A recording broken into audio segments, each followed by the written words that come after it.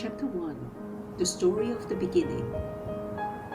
The people who lived long ago in the far-off lands of the north watched wonderful things that happened out of doors every day, just as we do, but they did not know about the one loving God, who is the Father of all, who made them and the world, and rules it by his wise laws.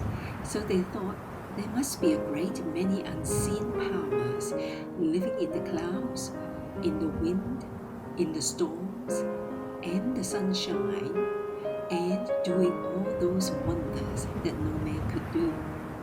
And so, those northern people, who were our own forefathers, came to believe in many gods, one for the sun, another for the thunder, another for the flowers, and so on. In the long dark winters, when the bright sun had gone away from them, these Northmen had time to think many thoughts about the powers of frost and wind and storms, which they called giants. And they used to tell stories and sing songs about the short bright summer, the thawing out of the streams and lakes, the coming of the birds and flowers. With great joy, the people saw the bright sun god, Balder, come back to them in the spring after the long darkness, and knew that they owed their life to his friendly warmth and light. As we read the stories or myths told by those people long ago, we can see that they were meant to tell about the world around us. At first, the stories were told and sung from father to son, that is, from one generation to another. But later, when people learned how to write, these myths were written down and kept with great love and care. This is the story they told of the beginning. At first, before living creatures were in the world, it was all rough and without order. Far to the north, it was very cold, for ice and snow were everywhere. Toward the south, there was a fire, and from the meeting of the fire and the cold, a thick vapor was formed, from which sprang a huge giant. On looking about for some food, he saw a cow, who was also searching for something to eat. The ice tasted salt, and when the cow began to lick it, a head appeared. And at last, the whole figure of a god stood before her. From these two, the giant and the god, came the two great races of giants and gods, who were always enemies to each other. The giants were constantly trying to break into Asgard, the home of the gods in the sky. The gods, on the other hand, watched and planned to keep out the giants and to drive them back to their own stronghold, Utgard. Our world, where men and women lived, was between Utgard and Asgard. It was called Midgard, and around this Midgard world, under the ocean, was coiled a monstrous serpent, who grew so long that his tail grew down his throat. He was called the Midgard serpent. A wonderful tree named Yggdrasil connected all the worlds. This great ash tree had its roots in Utgard, and the tops of its branches reached up so high as to overshadow Asgard. Its three main roots were watered by three fountains, and near one of them sat the wise giant Mimir, of whom we shall hear later. The Norse, three sisters, also lived at the roots of Yggdrasil, and were careful to see that it was watered every day. A little gray squirrel was always running up and down the tree, jacking his tail and hurrying to tell the news to everyone along the way. He was so anxious to be the first one to carry the news that many times he brought trouble to himself and to others, because he was not always careful to tell a story just as he had heard it, and often everyone would have been happier if the squirrel had kept the story part to himself. The gods and goddesses all together were called the Aesir, and the chief and father of them all was Odin. His lofty throne rose high in the midst of Asgard, the sacred city, which the gods had built for their beautiful home. From Asgard, arching over and down to the lower world, was a rainbow bridge called Bifrost, the Trembling Bridge. Upon this, the dwellers in Asgard could travel every day, all except the mighty Thor. His thunder chariot was too heavy for the trembling bridge, so he had to go around a longer way. After the gods had made men and women and had taught them to dwell on the earth, in the world of Midgard, Odin looked forth one morning from his heavenly seat to see what further work was waiting for his helping hand. He noticed, far away below him, a race of small beings, some of them busy doing mischievous deeds, while others sat idle, doing nothing. Odin sent for all these little people to come to him.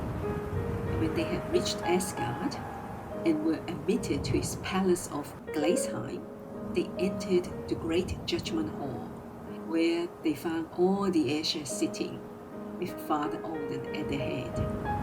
The little people waited in a crowd near the door, wondering what was going to happen to them, while Hermod, the messenger of the gods, ran to his master to say that they had come. Then the All-Father spoke to the little dwarfs about their evil deeds among men, and he told the naughtiest ones that they must go and live down underground and look after the great furnace fire in the middle of the earth to keep it always burning. Some must get coal to feed the fire, and others still were to have charge of the gold and silver and precious stones under the rocks. Not one of these busy dwarfs must ever appear during the day. Only by night might they venture to leave their tasks. And now, said Odin, turning to the idle ones, what have you been doing? We were doing nothing at all, so we could not have harmed anyone, and we pray you to spare us, cried they. Do you not know that those who sit idle when they should be doing good deserve punishment too? Said Odin. I shall put you in charge of all the trees and flowers, and shall send one of the Aesir to teach you, so that you may be doing some good in the world. Then the little elves went to work among the flowers, and Frey, the bright god of summer and sunshine, was a kind master to them.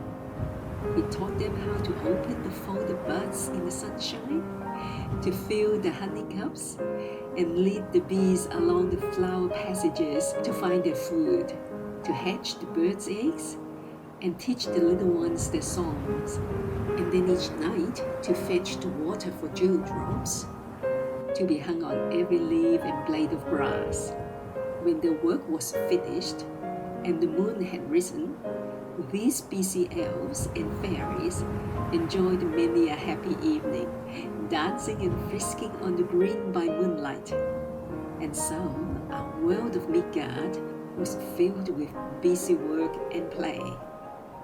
Even now, in our time, the people in the lands of the north and in Germany have many old sayings and stories that have come down to them from the days long ago. There is a beautiful white flower in the north which is called Balder's brow, because it is so pure and bright, like the face of the dear sun god Balder. And in some places where the farmers gather in the harvest of grain, they leave a little bunch of it standing in the field for Father Odin's horse. We have some English names to remind us of those old tales of our forefathers.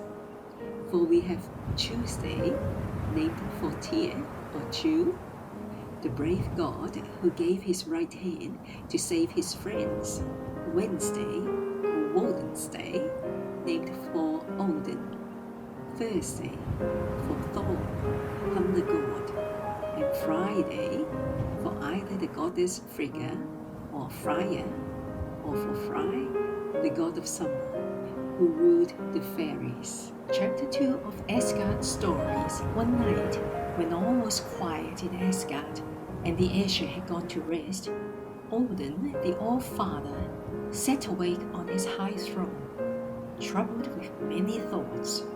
At his feet crouched his two faithful wolves, and upon his shoulders perched the two ravens of thought and memory, who flew far abroad every day through the 9 worlds as Odin's messengers.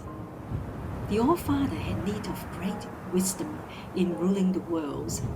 After thinking for a long time on the matters which needed his care, he suddenly started up and went forth with long strides from his palace of Gladsheim into the night.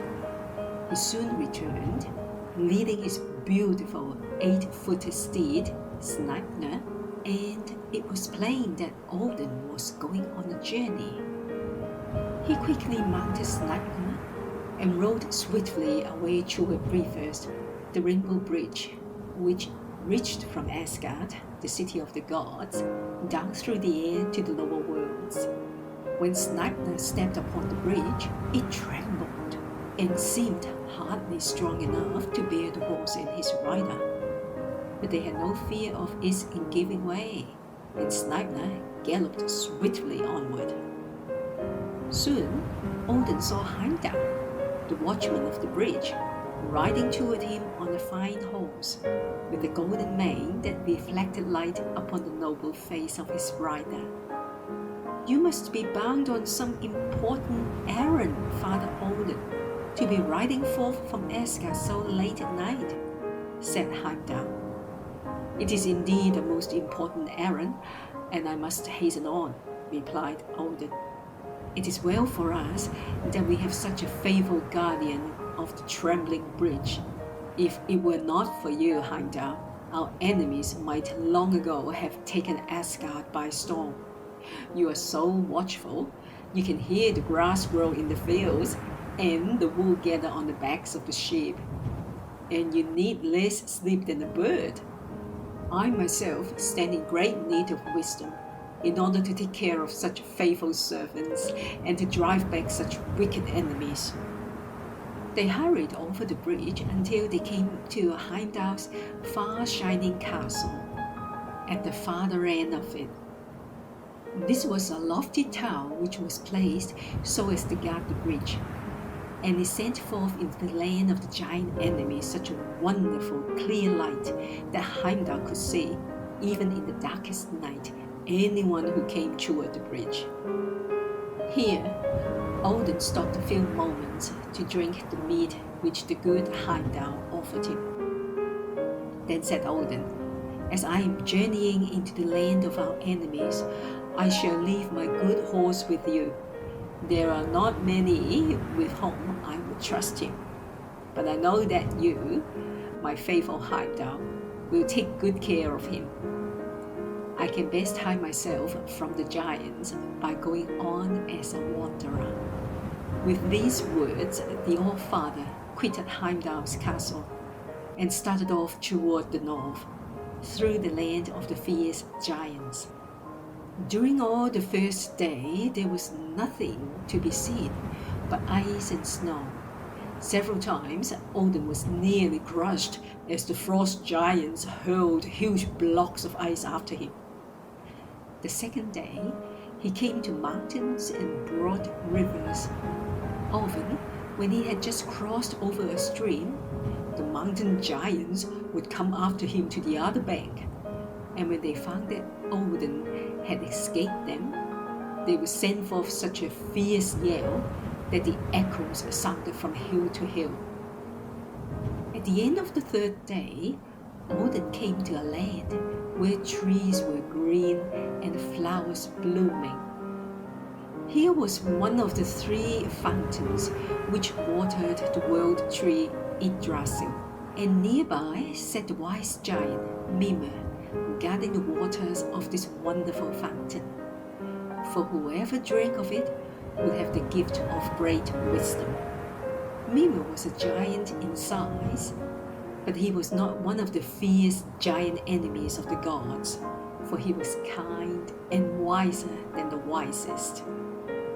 Mimir's well of wisdom was in the midst of a wonderful valley, filled with rare plants and bright flowers. And among the groves of beautiful trees were strange creatures, sleeping dragons, harmless serpents, and lizards, while birds with gay plumage flew and sang among the branches. Overall, this quiet valley shone a lovely soft light, different from sunlight, and in the center rode one of the roots of the great world tree. Here, the wise giant Mimir sat gazing down into his well. Odin greeted the kind old giant and said, "O Mimir, I have come from faraway Asgard to ask a great boon." "Gladly will I help you if it is in my power," said Mimir. "You know," replied Odin, "that as father of gods and men, I need great wisdom, and I have to come to beg for one drink of your precious water of knowledge. Trouble threatens us, even from one of the Aesir, for Loki, the fire god, has lately been visiting the giants, and I fear he has been learning evil ways from them. The frost giants and the storm giants are always at work, trying to overthrow both gods and men.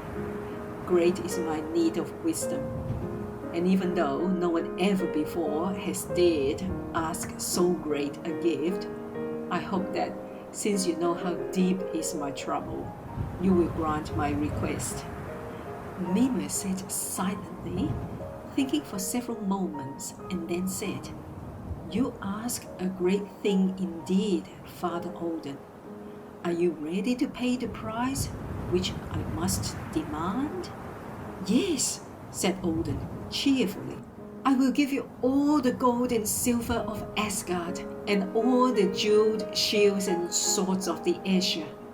More than all, I will give up my 8-footed horse, Sleipnir, if that is needed to win the reward."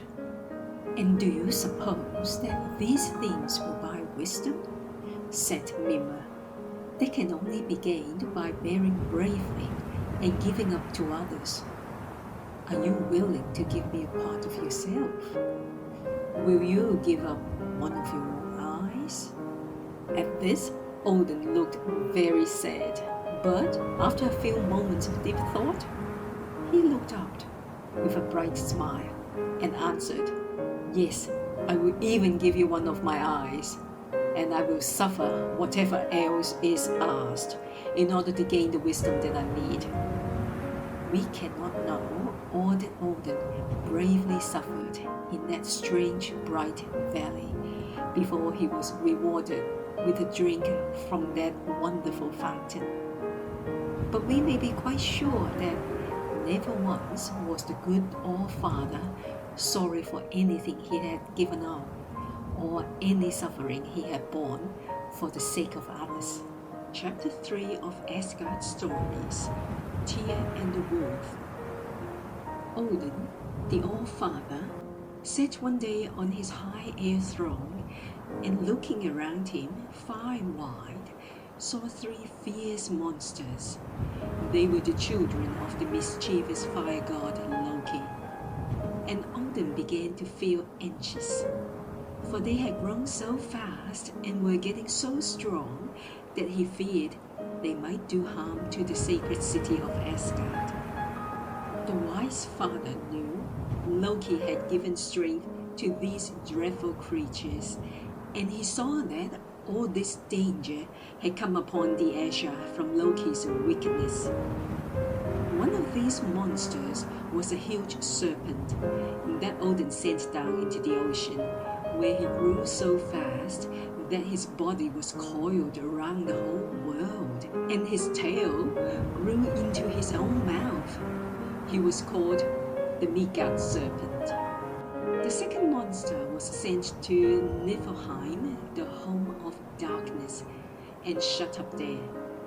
The third, a fierce wolf named Fenrir, was brought to Asgard, where Odin hoped he might be tamed by living among the Aesir and seeing their good deeds and hearing their kind words. But he grew more and more fierce, until only one of all the gods dared to fit him. This was the brave god Tyr. He was a war god, like Thor, and is sometimes called the sword god.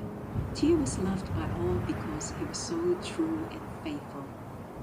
Each day, the dreadful wolf grew larger and stronger, till all at once, before the Aesir thought about it, he had become a very dangerous beast. Father Odin always looked troubled when he saw Fenrir, the wolf, come to get his evening meal of meat from Tyr's hand. And at last one night, after the wolf had gone growling away to his lair, Odin called a meeting of the Aesir. He told them of his fears, saying they must find some plan for guarding themselves and their home against this monster. They could not slay him, for no one must ever be killed, and no blood must be shed within the walls of the sacred city. Thor was the first to speak. "Do not fear, Father Odin, for by tomorrow night we shall have Fenrir so safely bound that he cannot do us any harm.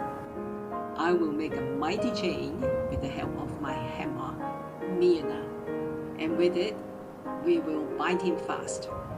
When the Aesir heard these words of Thor, they were glad, and all went on rejoicing, all save the All-Father, who was still troubled, for he well knew the danger, and feared that even the mighty Thor would find this task too much for him. But Thor seized his hammer and strode off to his forge. There he worked the whole night long, and all through Asgard were heard the blows of Mjolnir and the roaring of the bellows. The next night, when the Aesir were gathered together, Thor brought forth his new-made chain to test it. In came Fenrir, the wolf, and everyone was surprised to see how willingly he let himself be bound with the chain. When Thor had riveted the last links together, the gods smiled and began to praise him for his wonderful work. But all at once, the wolf gave one bound forward, broke the great chain, and walked off to his lair as if nothing had happened. Thor was much disappointed. Still, he did not lose courage. He said to the Aesir that he would make another chain, yet stronger. Again he set to work, and for 3 nights and 3 days the great Thor worked at his forge without resting. While he worked, his friends did not forget him. They came and looked on while he was busy, and as they watched the mighty hammer falling with quick blows upon the metal, they talked to Thor or sang noble songs to cheer him. Sometimes they brought him food and drink. One visitor, who was no friend, fierce Fenrir the wolf, sometimes put his nose in at the door for a moment and watched Thor at work. Then, as he went away, Thor heard a strange sound like a wicked laugh. At last, the chain was finished, and Thor dragged it to the palace of meeting. It was so heavy that even the mighty Thor could hardly lift it or drag it as far as Odin's palace of Gladsheim. This time, Fenrir was not so willing to be bound, but the gods coaxed him and talked of his great strength and told him they were sure he would easily break this chain also. After a while, he agreed to let them put it around his neck.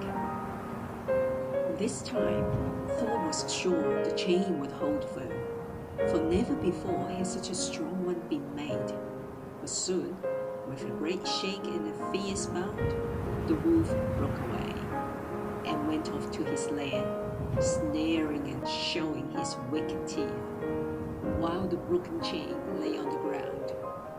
Sadly, the Asher came together that night in Odin's palace, and this time, Thor was not the first to speak. He sat apart and was silent. First spoke Frey, the god of summer and king of the fairies. "Hearken to me, O lords of Asgard," he said.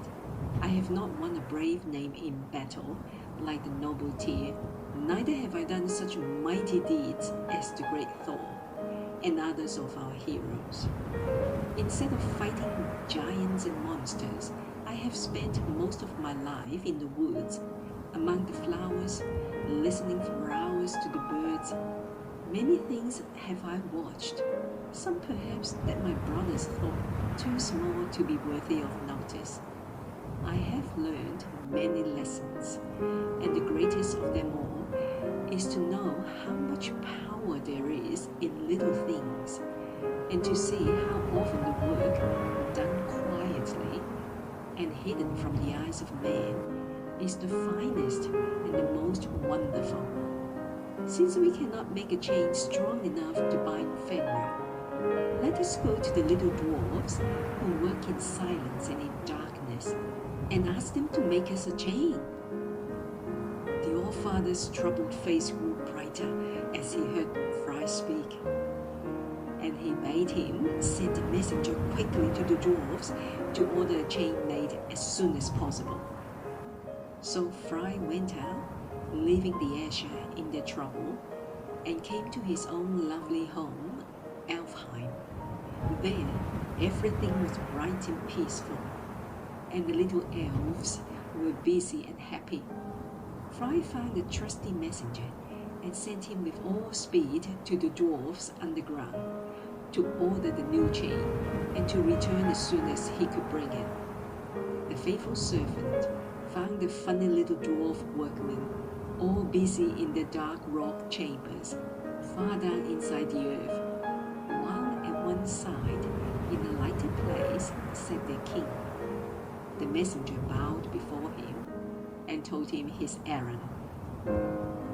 The dwarves were a wicked race, but they were afraid of Odin, for they had not forgotten the talk he once had with them when he sent them down to work in darkness underground, and since that time they never had dared disobey him. The dwarf king said it would take 2 days and 2 nights to make the chain, but it would be so strong that no one could break it. While the busy dwarfs were at work, the messenger looked about at the many wonderful things. The great central fire, which burns always in the middle of the earth, watched and fed with coal by the dwarfs. Above this, the beds of coal and bright precious diamonds, which the dwarfs took from the ashes of the fire. In another place, he watched them putting gold and silver, tin and copper into the cracks in the rocks, and he drank of the pure underground water, which gives the Midgard people fresh springs. After 2 days, this messenger returned to the dwarf king. The king, holding out in his hand a fine small chain, said to the messenger, "This may seem to you to be small and weak, but it is a most wonderful piece of work, for we have used it in all the strongest stuff we could find. It is made of 6 kinds of things: the noise made by the footfall of cats, the roots of stones, the beards of women, the voice of fishes, the spittle of birds, the sinews of bears. This chain can never be broken, and if you can once put it on Fenrir, he will never be able to throw it off." Odin's messenger was glad to hear this, so he thanked the dwarf king, and promising him a large reward, he went on his way back to Asgard, where the Asher were longing for his return, and will all rejoice to see him with the magic chain. Now Father Odin feared that Fenrir would not let them bind him a third time. So he proposed they should all take a holiday and go out to a beautiful lake to the north of Asgard, where they would have games and trials of strength. The other gods were pleased with this plan, and all set out in Frey's wonderful ship, which was large enough to hold all the Aesir with their horses, and yet could be folded up small enough to go in one's pocket. They landed on a lovely island in the lake, and after the races and games were over, Frey brought out the little chain and asked them all to try to break it. Thor and Tyr tried in vain. Then Thor said, "I do not believe anyone but Fenrir can break it." Now, the wolf did not want to be bound again, but he was very proud of his strength, and for fear of being called a coward, said at last he would let them do it if he might hold the right hand of one of the Aesir in his mouth while they bound him, as a sign that the gods did not mean to play any tricks. When the gods heard this, they looked at each other, and all but one of them drew back, only the brave, good Tyr, stepping forward, quietly put his hand into Fenrir's mouth. The other gods then put the chain around the beast and fastened it to a great rock. The fierce creature gave a leap to free himself, but the more he struggled, the tighter grew the chain. The Aesir gathered about him in joy to see this, but their hearts were filled with sorrow when they saw that the noble Tyr had lost his right hand. The dreadful wolf had shut his teeth together in his rage when he found he could not get free.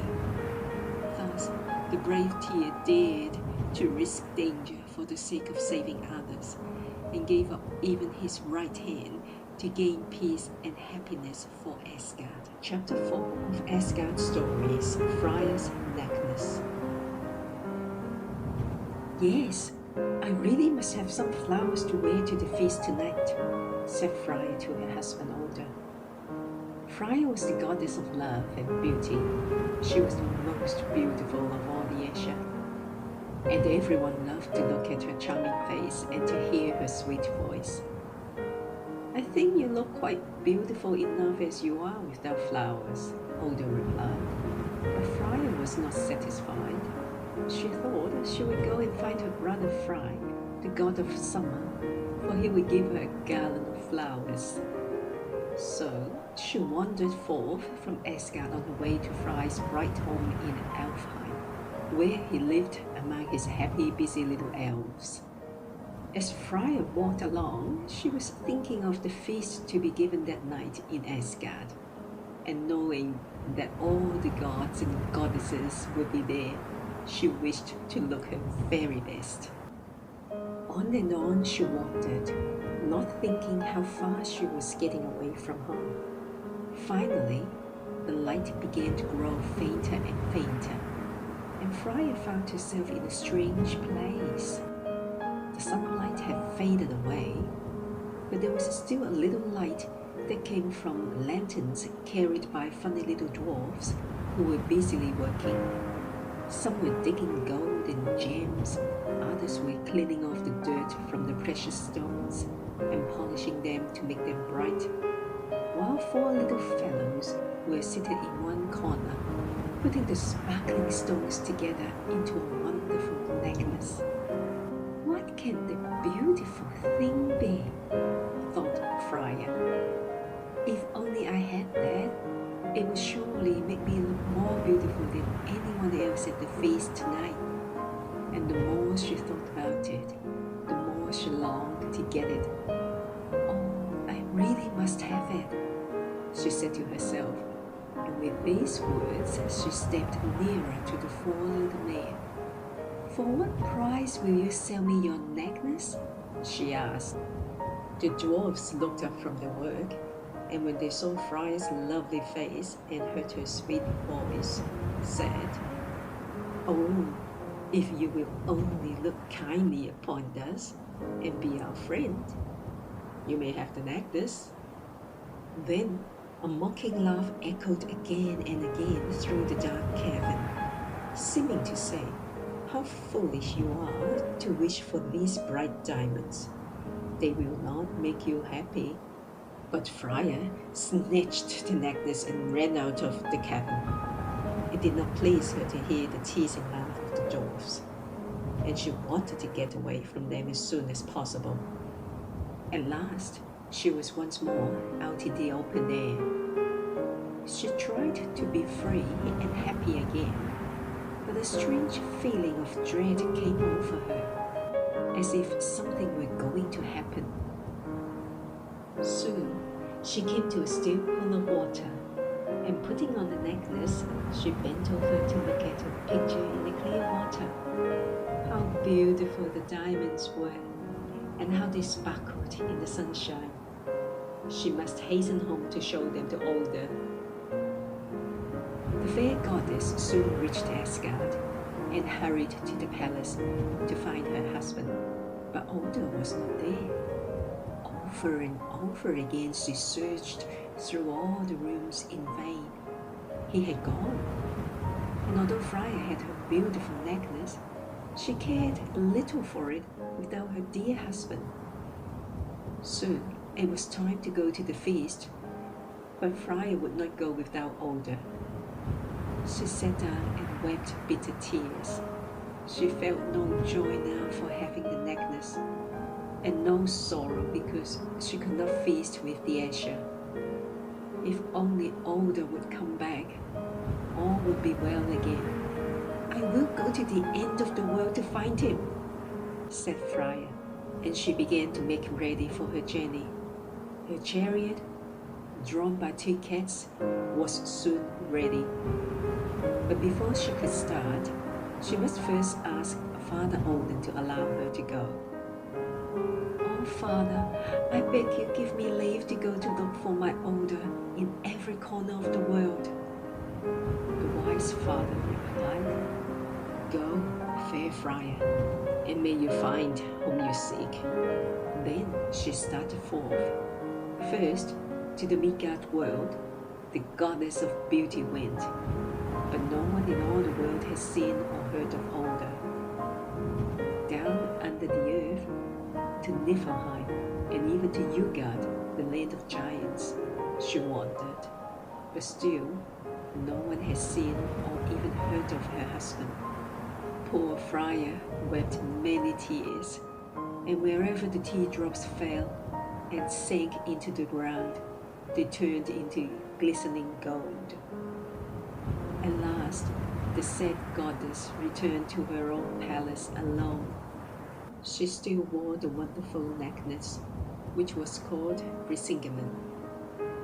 One night, when the hour was late, all the Aesir were asleep, except the ever-watchful Heimdall, who heard soft footsteps, like those of a cat, near Freya's palace.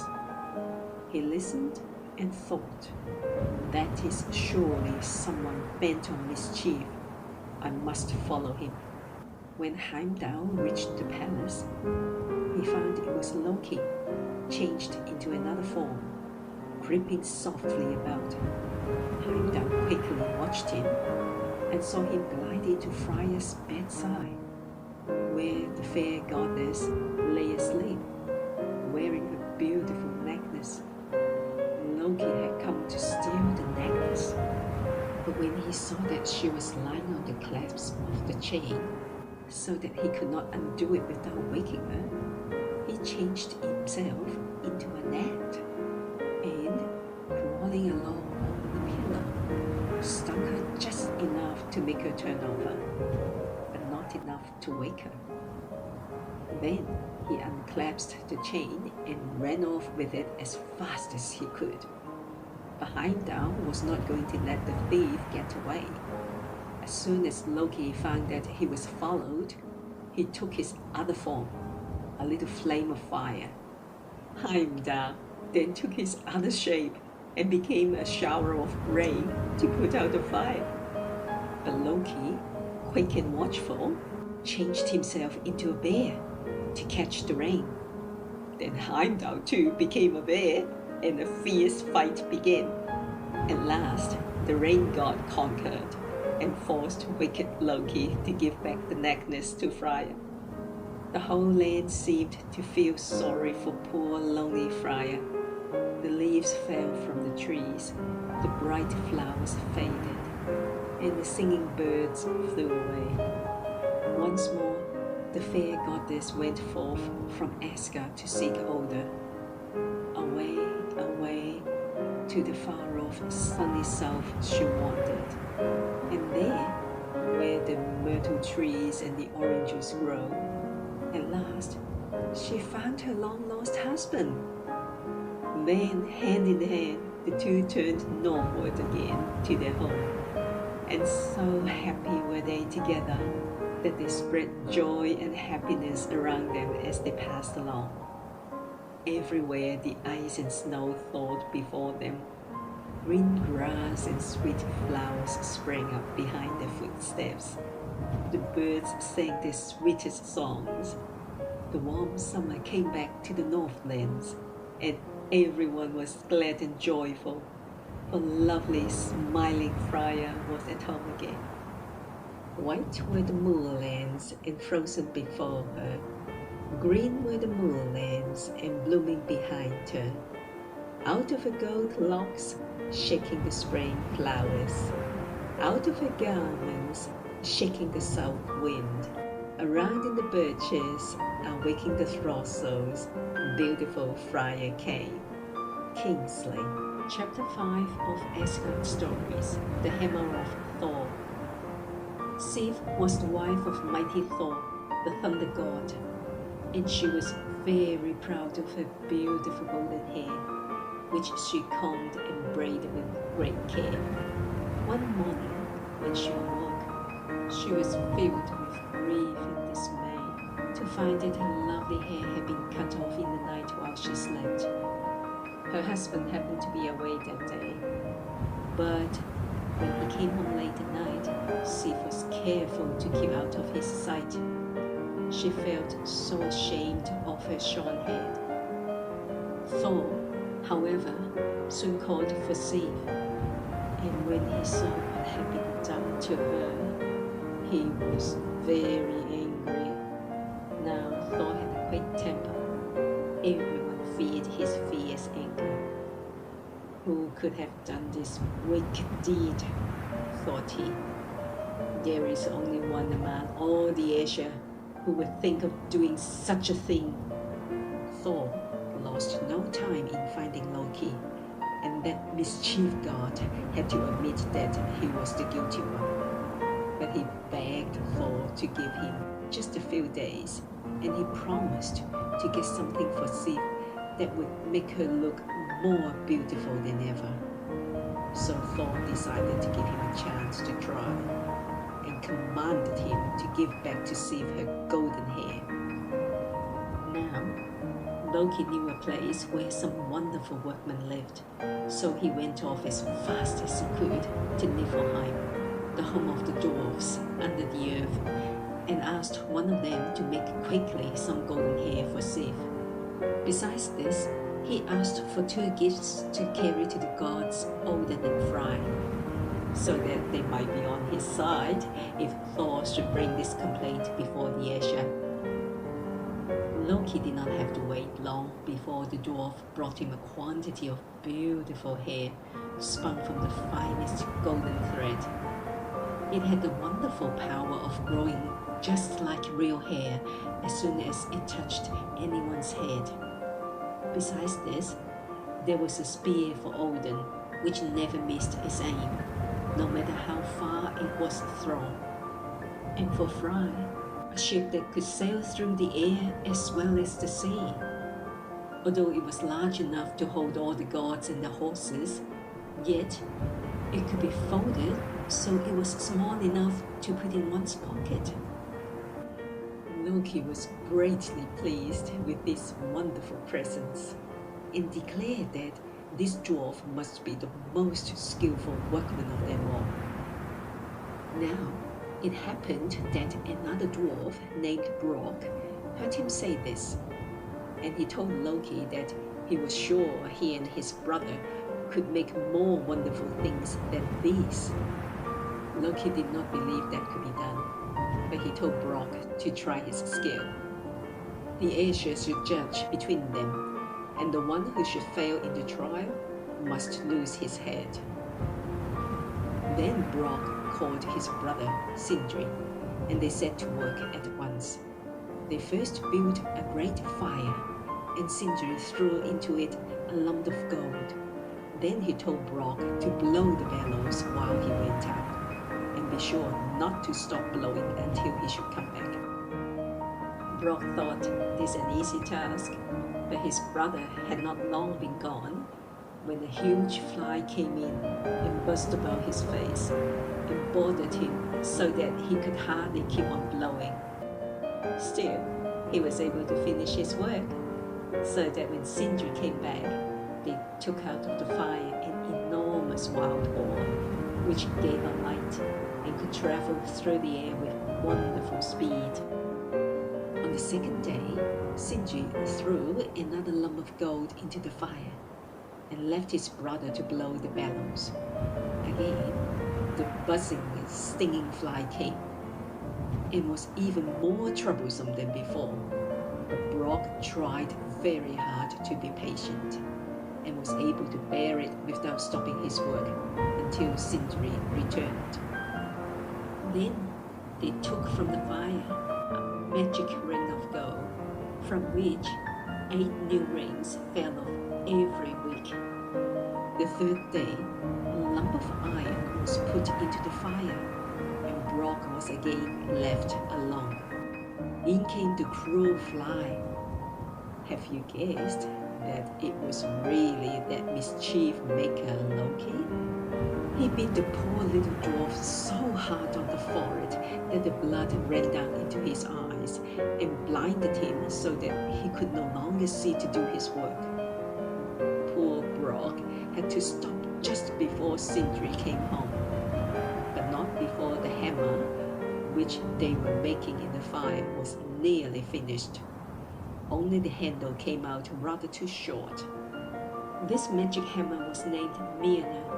It had the power of never missing its mark, and would always return to the hand which threw it. When Loki appeared at last before the Aesir, with the 2 dwarf brothers and the gifts, it was declared that they had made the finest things. For the hammer, which was given to Thor, would surely be most useful in keeping the giants out of Asgard. When Loki found that the judgment was against him, he started to run away. But Thor soon made him turn back by threatening to throw his hammer after him. Then Loki had to collect his wits and think of some way to escape losing his head. Instead of making the dwarves pay the forfeit as he had expected, at last he told Brock and Sindri that they could have his head, according to the agreement, but as nothing had been said about his neck, they could not, of course, touch them. Thus, the wily Loki, by his wit, saved his life. Chapter 6 of Asgard Stories, Thor's Wonderful Journey. One morning, Thor asked Loki, the fire god, if he would like to go forth with him to Utgard, the stronghold of the giants, where he was going to try with his mighty hammer to conquer those fierce enemies of Asgard. Loki was glad to go with him, and the 2 gods started forth in Thor's chariot, drawn by 2 goats. Thor often went on a journey, so the dwellers in Asgard did not wonder to see him getting ready for a long drive.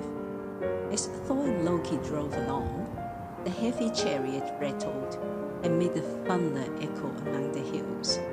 People in our world, down below in Midgard, heard the rumbling and said, What a heavy thunderstorm! How the thunder crashes and rumbles! Toward evening, the travelers stopped at a peasant's hut, and Thor, alighting from his chariot, went to the door of the house to ask shelter for the night. "I will gladly give you a room, but I have no food in the house," said the man who opened the door. "Oh, never mind that," said Thor. "I will provide the food." So Thor and Loki stopped for the night at the peasant's hut. They found the family within, the man, his wife, and 2 children, a boy and a girl. All looked on in great surprise to see Thor kill his 2 goats and cook them for the evening meal. "Eat all you wish of the meat," said Thor, "but be careful not to break any of the bones. Throw them all into the 2 skins which I have spread upon the floor." Now the boy, whose name was Thiof, wondered why Thor should say this, and as he happened to have a piece of the leg bone, he thought there could be no harm in breaking it open to get out the soft marrow to eat. Thor was just then talking to Loki and did not notice what had been done. But next morning the boy learned the lesson that he never forgot. When Thor was ready to start off again next day, he held his magic hammer over the skins in which lay the bones. All at once, the goats became whole again and stood there just the same as before, except that one of them limped with his hind leg. Then the young Thiof knew why Thor had told them not to break the bones. At first, when he saw Thor's angry face and how he grasped his hammer, the boy was frightened and wanted to run away. But soon he remembered it would be cowardly to do that, so he went to Thor and asked his forgiveness. Now the mighty thunder god, though often angry, was always just and kind. After scolding the boy as he deserved, he freely forgave him and said that he and his sister might go along with Loki and himself on their journey. The 4 started off after saying goodbye to the peasant and his wife, leaving in their charge the chariot and goats, for it seemed best to finish the journey on foot. At nightfall, they entered a thick forest, through which they wandered on for miles, when all at once they came upon a house, and a strange-looking house it was. The wide front door opened into a big room. At the left was a small room, and just opposite the front door were 4 long, narrow rooms. The travelers wondered to find a house in the depths of a forest, but they were glad to have shelter for the night, and all lay down for a good rest. Soon after midnight, they were awakened by groans and strange sounds, and the earth began to tremble. Thor sent his companions into the farthest room, grasped his hammer, and stood on guard by the door. At daybreak, he started forth to find out what had caused the noise. He had not gone far when he came upon a huge giant lying on the ground asleep, and Thor found that he was making the earth tremble with his snoring, which must have been the sound they heard in the night. While Thor was looking at the giant, he awoke and spoke to the god. "Ho, ho, I think you little fellow must be Thor, of whom I have often heard, but really, I did not think you were quite so small. Now the sun is up, and I must be off. But where is my other glove? Oh, here it is on the ground." And the giant stooped and picked up his glove, which was the very house in which our 4 travelers had spent the night, with the big front door where the hand went in, the thumb for the one side room, and the 4 narrow finger rooms opposite the door. "If you're going my way, "You may come along with me," said the giant. So they journeyed together for one day, but even mighty Thor could hardly keep up with the giant's long strides. When night came, the giant stopped under a large oak tree and said, "I'm going to sleep. You may eat your supper if you wish. Here is a bag full of things." Saying this, he fell asleep and was soon snoring. But when Thor tried to open the bag of food, he could not untie the cord. This made him angry, for the giant had tied up their food with his own. He looked at the huge figure lying before him asleep, and when he thought what a mean trick the giant had played upon them, Thor seized the magic hammer and threw it at him. "Did a leaf fall on me?" said the giant, slippingly. "Haven't you eaten your supper yet?" "Well, I'm going to sleep again." And soon he was snoring louder than before. Thor grasped his hammer tighter than ever and threw it with such strength that it seemed as though it must surely have killed the giant. But again, he rubbed his eyes and said, "I thought an acorn fell on my head." He had hardly spoken when he was asleep again.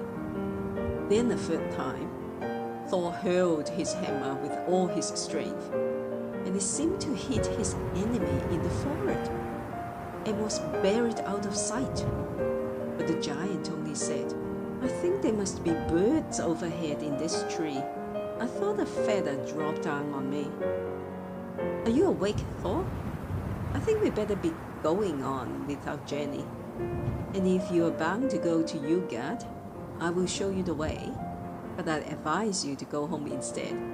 You will find bigger fellows than I in Utgard." But Thor had made up his mind to go on, and nothing could make him change.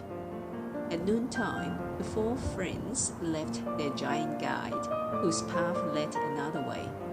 They had not traveled far when Thor spied a large city looming up before them, and soon they came to Utgard, the home of the fierce giants. Although it was surrounded by high walls, Thor and his friends were able to creep through the boughs of the great gate.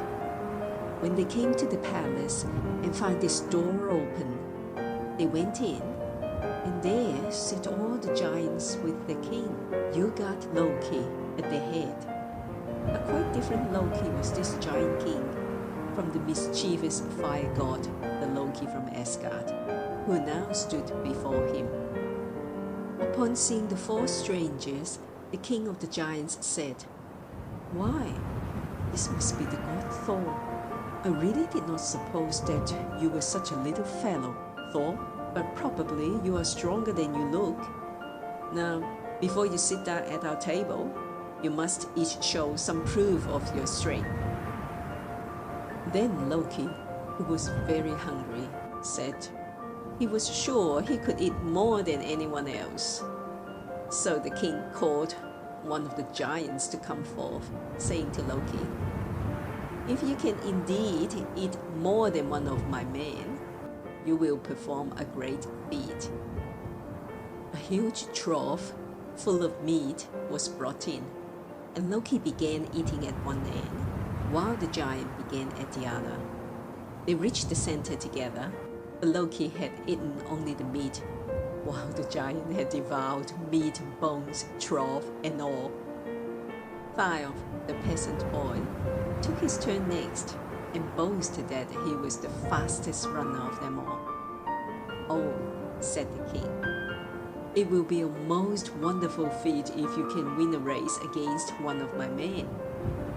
The first time Thialf ran the course, he kept ahead until near the end and was beaten by only a few yards. The second time he came off worse, and the third time he was only halfway around when the giant had reached the goal. Thor, however, was not at all cast down by the failure of the others, and he proposed to try a drinking match.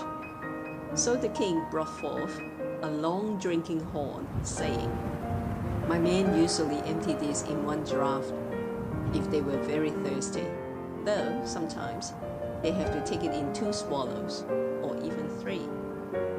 Then Thor put his lips to the drinking horn and took one long, deep pull, thinking he had surely emptied it. But to his surprise, the water had lowered only a few inches. Again, he lifted the horn, feeling sure he should empty it this time. Yet, he did no better than before. The king said, "You have left a great deal for your last drink." This made Thor try his very best, but it was of no use. He could not empty the horn. "So you are not as strong as you seemed after all. Do you care to try anything else?" said the king of the giants in a mocking tone. "Oh, certainly, anything you like," replied Thor. "Well," said the king, "I will give you something easy this time. Since I see you are not as strong as I expected, you may try to lift this cat from the floor. It should be mere child's play for one of my men." Thor put out his hand to lift the cat, but he could raise only one paw, though he used all his strength. "Well, it is no more than I expected," said the king. "You boast of your strength, but you do not show it to us." By this time, Thor was getting very angry, and he spoke fiercely. "I will challenge any one of you to fight with me." The king looked about the hall to find someone small enough to wrestle with Thor. Then he said, "All my men are too large. I shall have to send for one of the women." Soon, a bent old woman came hobbling in, and Thor thought it would be nothing to overcome her. But the longer they wrestled, the stronger the old woman became, and at last, when it was plain that she was going to win, and Thor had been thrown down upon the floor, the king called to them to stop. Thor and his friends were then invited to sit down at the feast, and the next morning, after a good breakfast, they started on their journey homeward. Loki, the giant king, went with them to the city gate, and when he was about to leave them, said, "Do you find it as easy as you expected to overthrow the giants?" "No," said Thor, who was too honest to hide his shame. "I am vexed that I have done so little, and I know that after this failure, you will all laugh at my weakness." "No, indeed," replied the king. "Since you are now well outside our stronghold, I will tell you the truth about what you saw there, and I will take good care not to let you get in again. You have greatly surprised us all, for we did not dream that you were so strong, and I have had to use magic to hold out against you. When you met the first giant in the forest, you would have killed him with your hammer, if he had not put a mountain between himself and you. Loki was a wonderful eater, but we matched him against fire, and who can devour more than fire? The boy was a swift runner, and I had to make him race against Thor in order to beat him. What can be swifter than Thor? The horn from which you drank was the ocean, and you took such a mighty draught that the people in Midgard saw the tide ebb. It was really not a cat you tried to lift, but the Midgard serpent, and you pulled him so far that we feared he would let go his hold. Then you wrestled with old age, and who is there that can overcome old age?" With these words, the giant king vanished, and Thor, upon looking around, saw the city of Midgard was also gone. Then silently, but with many thoughts of these strange things, Thor and Loki, with the boy and the girl, made their way back to Asgard. Chapter 7 of Asgard Stories, How Thor Lost His Hammer. "Come, Loki, are you ready? My goats are eager to be off," cried Thor. as he sprang into his chariot, and away they went, thundering over the hills. All day long they journeyed, and at night they lay down to rest by the side of a brook. When Balder, the bright sun god, awoke them in the morning, the first thing Thor did was to reach out for Mjolnir, his magic hammer, which he had carefully laid by his side the night before. "Why, Loki!" cried he. "Alas, my hammer is gone! Those evil frost giants must have stolen it from me while I slept. How shall we hold Asgard against them without my hammer? They will surely take our stronghold." "We must go quickly and find it," replied Loki. "Let us ask Freya to lend us her falcon garment." Now the goddess Freya had a wonderful garment made of falcon feathers, and whoever wore it looked just like a bird. As you may suppose, this was sometimes a very useful thing. So Thor and Loki went quickly back to Asgard and drove with all speed to Freya's palace, where they found her sitting among her maidens. "Asgard is in great danger," said Thor, "and we have come to you, fair goddess, to ask if you will lend us your falcon garment, for my hammer has been carried off, and we must go in search of it." "Surely," answered Freya, "I would lend you my falcon cloak, even if it were made of gold and silver."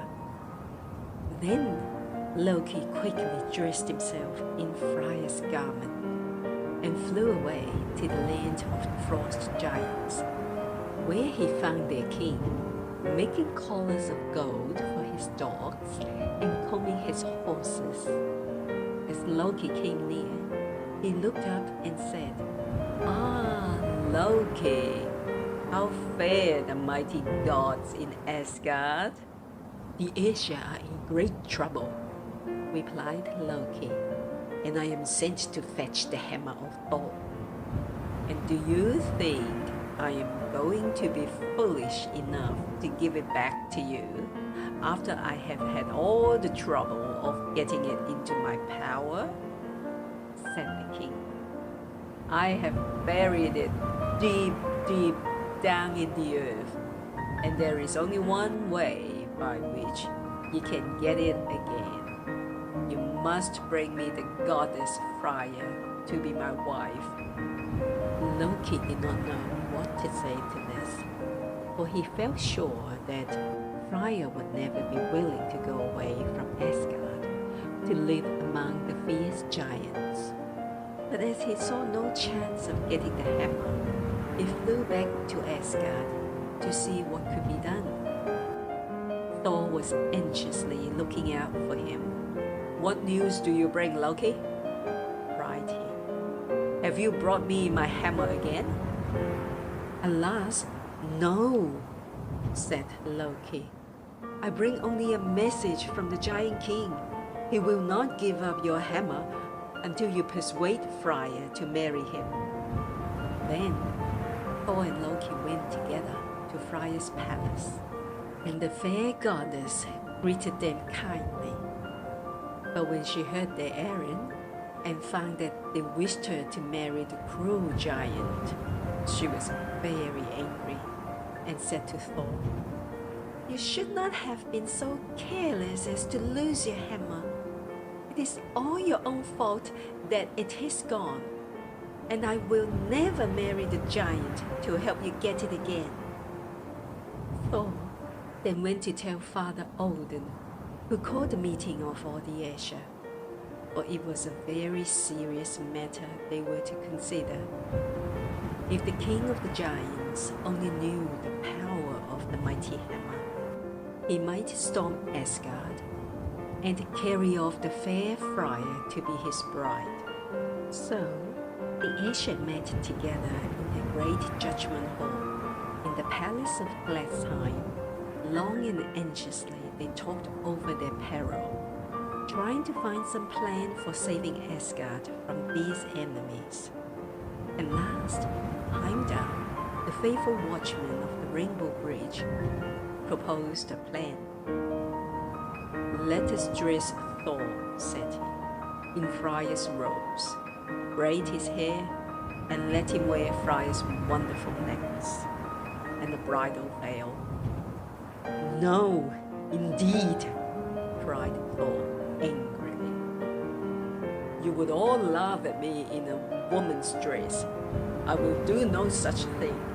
We must find some other way."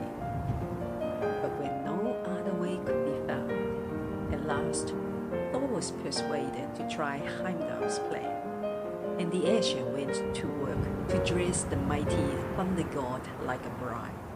He was the tallest of them all, and of course, he looked very queer to them in his woman's clothes. But he would be small enough beside the giant. Then they dressed Loki to look like the bride's waiting maid, and the two set off for Utgard, the stronghold of the giants. When the giant king saw them coming, he bade his servants make ready the wedding feast, and invited all his giant subjects to come and celebrate his marriage with the lovely goddess Freya. So the wedding party sat down to the feast, and Thor, who was always a good eater, ate 1 ox and 8 salmon, and drank 3 casks of meat. The king watched him, greatly surprised to see a woman eat so much, and said, "Where hast thou seen such a hungry bride?" But the watchful Loki, who stood nearby as the bride's waiting maid, whispered in the king's ear, "8 nights has Freya fasted and would take no food. So anxious was she to be your bride." This pleased the giant, and he went toward Thor, saying he must kiss his fair bride. But when he lifted the bridal veil, such a gleam of light shot from Thor's eyes that the king started back and asked why Freya's eyes were so sharp.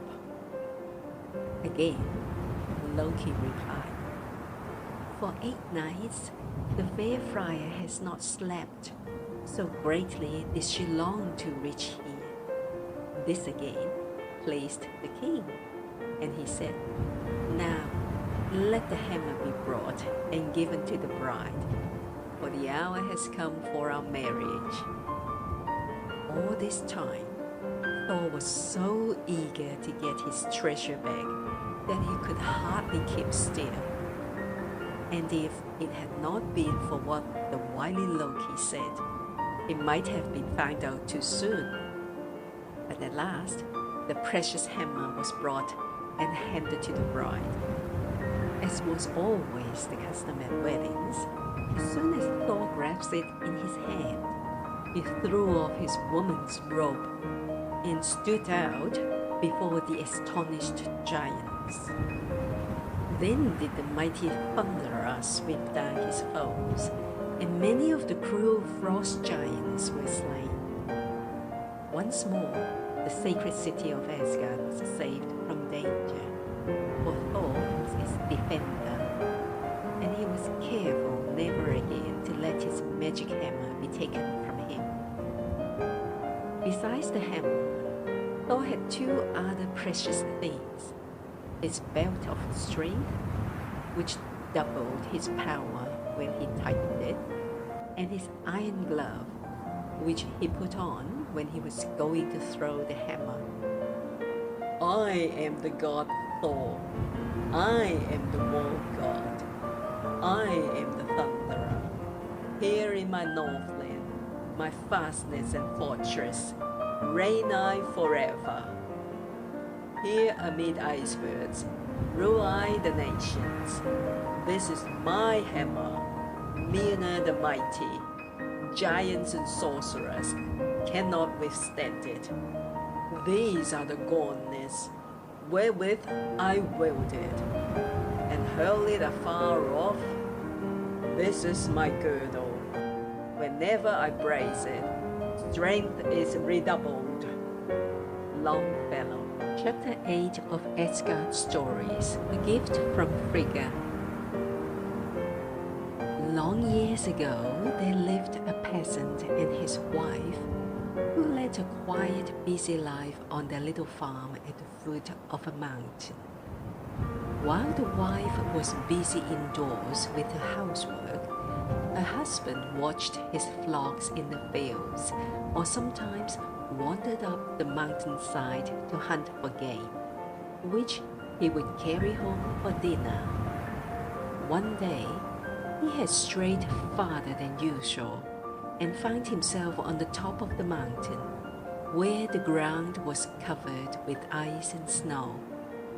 All at once, he came upon a high-arched doorway opening into a great glacier, and he passed through to see whither it might lead. The passageway widened out into a wonderful cavern, like a broad hall, sparkling with precious stones and long shining stalactites that looked like icicles of marble. In the midst stood a beautiful goddess surrounded by fair maidens, all dressed in silvery robes and crowned with flowers. The shepherd was so overcome by the wonder of this sight that he sank upon his knees. Then the goddess stretched forth her hands and gave him her blessing, telling him to choose whatever he wished to carry home from the cavern. The man was no longer afraid when he heard her kind voice speaking to him. So he looked about and at last humbly asked to have the pretty blue flowers which the fair one held in her hand. The lovely goddess Frigga, or Holder, as the German people called her, smiled kindly and told the poor shepherd he had made a wise choice. She gave him her bunch of blue flowers with a measure of seed, saying to him, "You will live and be prosperous so long as the flowers do not fade." The peasant bowed thankfully before the goddess, and when he rose, she had vanished, and he was alone on the mountainside, just as usual, with no cavern, no sparkling stones, and no fair maidens to be seen. If it had not been for the pretty blue flowers and the measure of seed in his hand, he would have thought it all a dream. He hurried homeward to tell his wife, who was angry when she heard the story, for she thought he had made such a foolish choice. "How much better it would have been," said she, "if you had brought home some of those precious stones you tell about, which are worth money, instead of these good-for-nothing flowers." The poor man bore her angry words quietly and made the best of what he had. He went to work at once to sow his seeds, which he found, to his surprise, were enough to plant several fields. Every morning before he led his flock to pasture, and on his way home at night, he watched the little green shoots growing in his fields. Even his wife was pleased when she saw the lovely blue blossoms of the flax opening. Then, after they had withered and fallen, the seeds formed.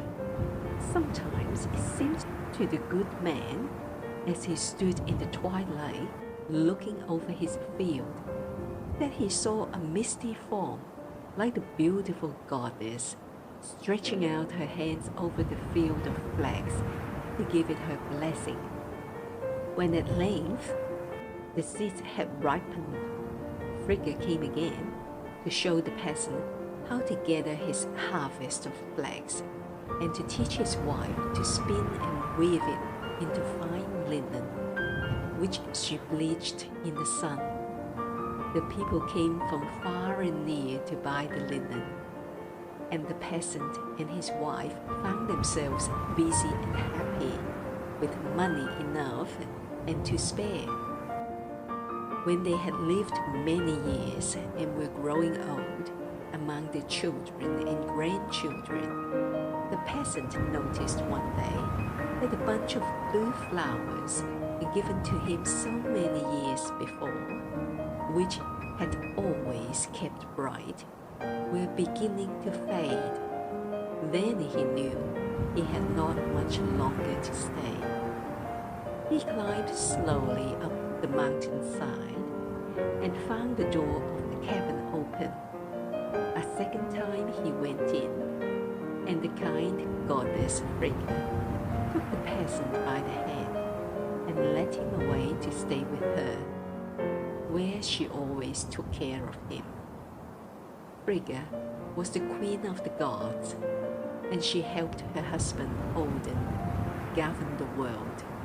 It was her part to look after the children and help the mothers take care of their families. Chapter 9 of Asgard Stories, The Stealing of Iduna. Odin, the wise father of the gods, started off one day on a journey through Midgard, the world of men, to see how his people were getting on and to give them help. He took with him his brother Hörnir, the light giver, and Loki, the fire god. Loki, was always ready to go wherever he could have any fun or do any mischief.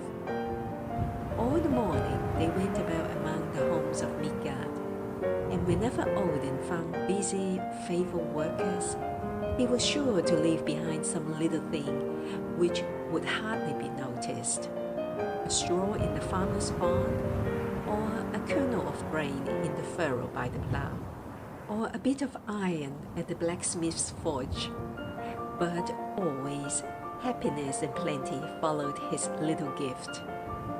At noontime, Loki was so hungry that he begged Odin to stop for dinner. So when they came to a shady spot by the bank of a river, the three gods chose it for their resting place. Odin threw himself down under a tree and began to read his little book of runes or wise sayings. But Loki began to make a fire and get ready for the feast. Then he started off to a farmhouse nearby, leaving Hörnir to cook the meat which they had brought. As Loki came near the farmhouse, he thought to himself, "I will change myself into a cat, and then I can have a better chance to spy about." So he changed himself into a black cat, and jumping upon the kitchen windowsill, he saw the farmer's wife taking some cakes out of the oven. They smelled so good and looked so tempting that Loki said to himself, "What a price those cakes would be for our dinner!" Just then, the woman turned back to the oven to get more cakes, and Loki snatched those which she had laid on the table. The good housewife soon missed her cakes. She looked all about and could not think what had become of them. But just as she was taking the last lot from the oven, she turned quickly around and saw the tail of a cat whisking out of the window. "There!" cried she. "That wicked black cat has stolen my nice cakes. I will go after him with my broom." By the time she reached the door, all she could see was a cow walking in her garden. And when she came there to drive her away, nothing was to be seen except a big raven and 6 little ones flying overhead. Then the mischievous Loki went back to the riverbank, where he had left his 2 friends, and showed them the 6 cakes, boasting of the good joke he had played upon the poor woman. But Odin did not think it was a joke. He scolded Loki for stealing and said, "It is a shame for one of the Aesir to be a thief. Go back to the farmhouse and put these 3 black stones on the kitchen table." Loki knew that the stones meant something good for the poor woman, and he did not wish to go back to the house, but he had to do as the All-Father told him. As he went along, he heard his friends, the foxes, who put their heads out of their holes and laughed at his tricks. For the foxes thought Loki was the biggest thief of them all. Changing himself into an owl, Loki flew in at the kitchen window and dropped from his beak the 3 stones, which, when they fell upon the white table, seemed to be 3 black stains.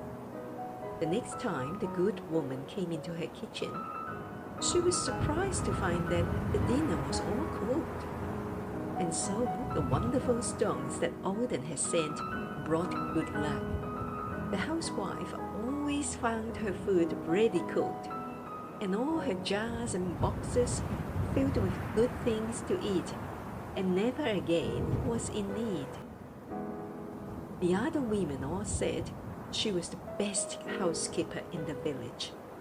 But one thing always troubled her, and that was the table with the 3 black stains. She scrubbed and scrubbed, but could never make it white again. And now we must go back to Loki. He was very hungry by this time, and hoped that Hörnir would have the meat nicely cooked when he came back to the riverbank. But when they took it out of the kettle, they found it was not cooked at all. So Odin went on reading his book of runes, not thinking about food, while Hörnir and Loki watched the fire, and at the end of an hour, they looked again at the meat. "Now, it will surely be done this time," said Loki. But again, they were disappointed, for the meat in the kettle was still raw.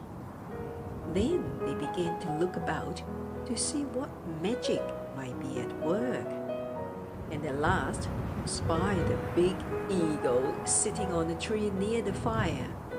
All at once, the bird spoke and said, "If you will promise to give me all the meat I can eat, it shall be cooked in a few minutes." The 3 friends agreed to this, and in a short time, as the bird had promised, the meat was well done.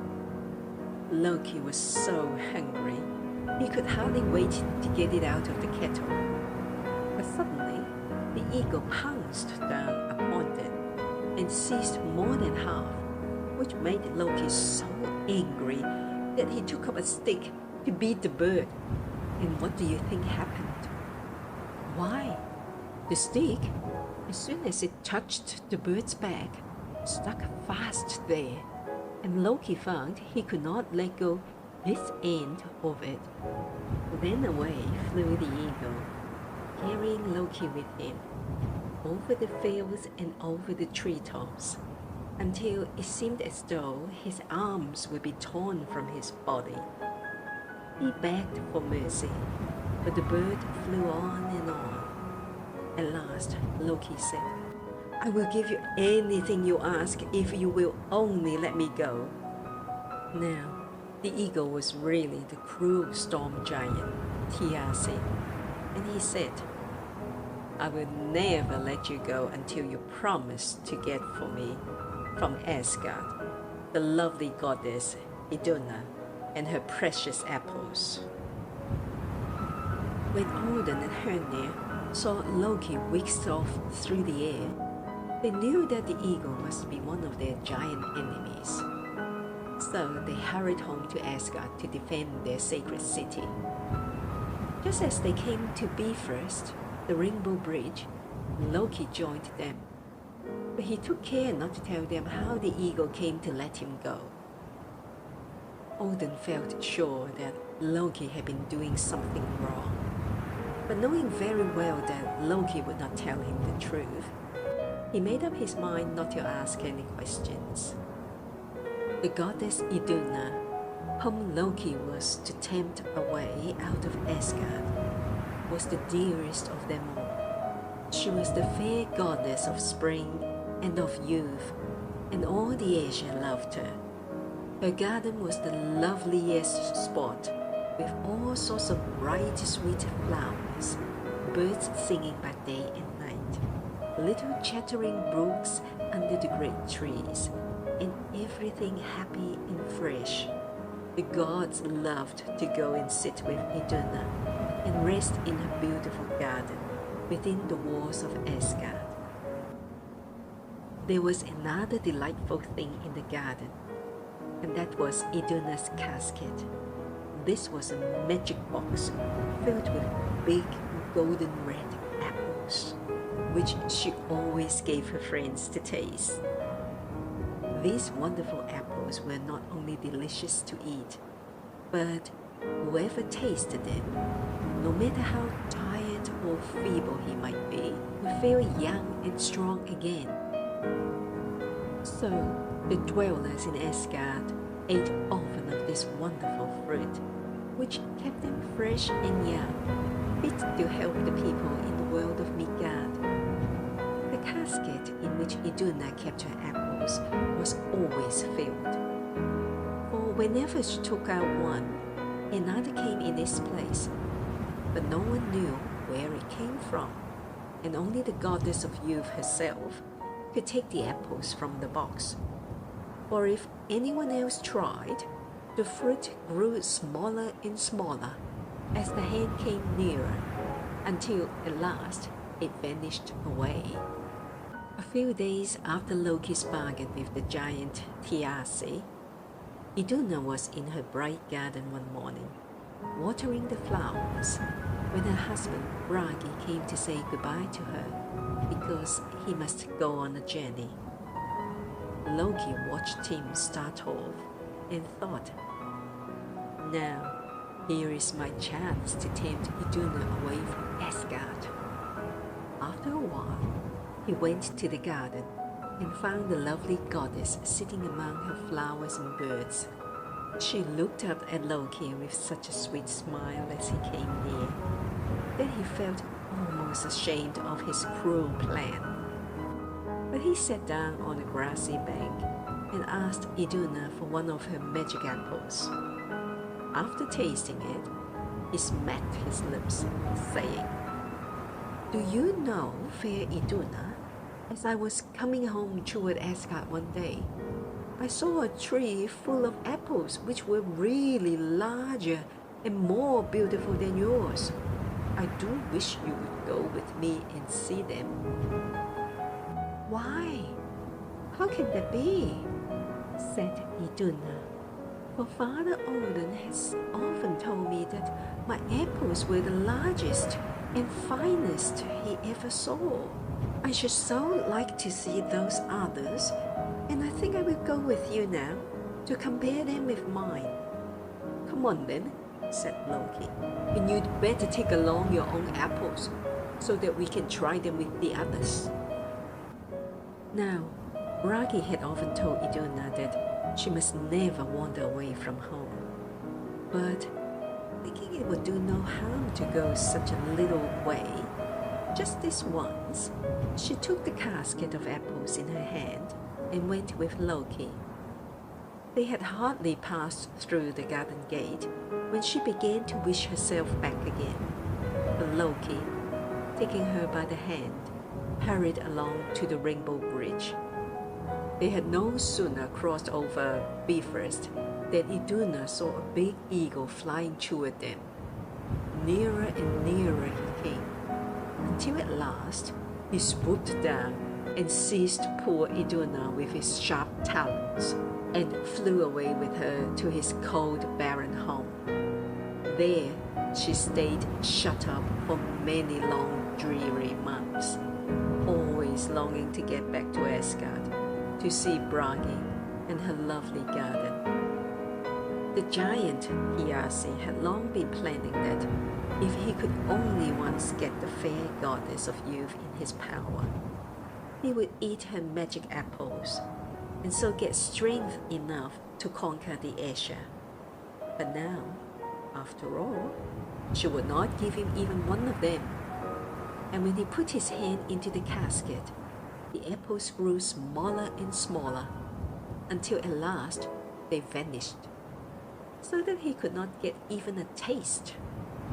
This cruel storm giant kept poor Iduna closely shut up in a little rock chamber, hoping that someday he could force her to give him what he wanted. All day long, she heard the sea beating on the rocks below her gloomy cell, but she could not look out, for the only window was a narrow opening in the rock, high up above her head. She saw no one but the giant and his serving women, who waited upon her. When these women first came to her, Iduna was surprised to see that they were not ugly or stern-looking, and when she looked at their fair, smiling faces, she hoped they would be friendly and pitiful to her in her trouble. She begged them to help her, and with many tears told them her sad story. But still, they kept on smiling. And when they turned their backs, Iduna saw that they were hollow. These were the elf women who had no hearts, and so could never be sorry for anyone. When one is in trouble, it is very hard to be with elf women.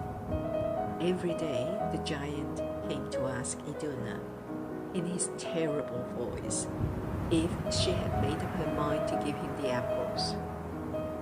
Iduna was frightened, but she always had courage enough to say no, for she knew it would be false and cowardly to give to a wicked giant these precious gifts, which were meant for the high gods.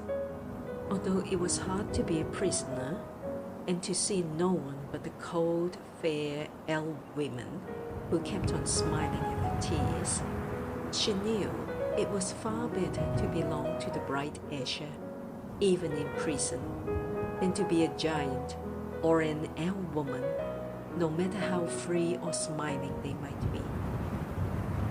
All this while, the dwellers in Asgard were sad and lonely without their dear Iduna. At first, they went to her garden as before, but they missed the bright goddess, and soon the garden itself grew dreary. The fresh green leaves turned brown and fell, the flowers faded, and no new buds opened, no bird songs were heard, and the saddest thing of all was that now the gods had no more of the wonderful apples to keep them fresh and strong, while two strangers, named Age and Pain, walked about the city of Asgard, and the Asher felt themselves growing tired and feeble. Every day they watched for Iduna's return. At last, when day after day had passed, and still she did not come, a meeting of all the gods and goddesses were called to talk over what they should do and where they should search for their lost sister. Loki, you may be sure, took care not to show himself at the meeting.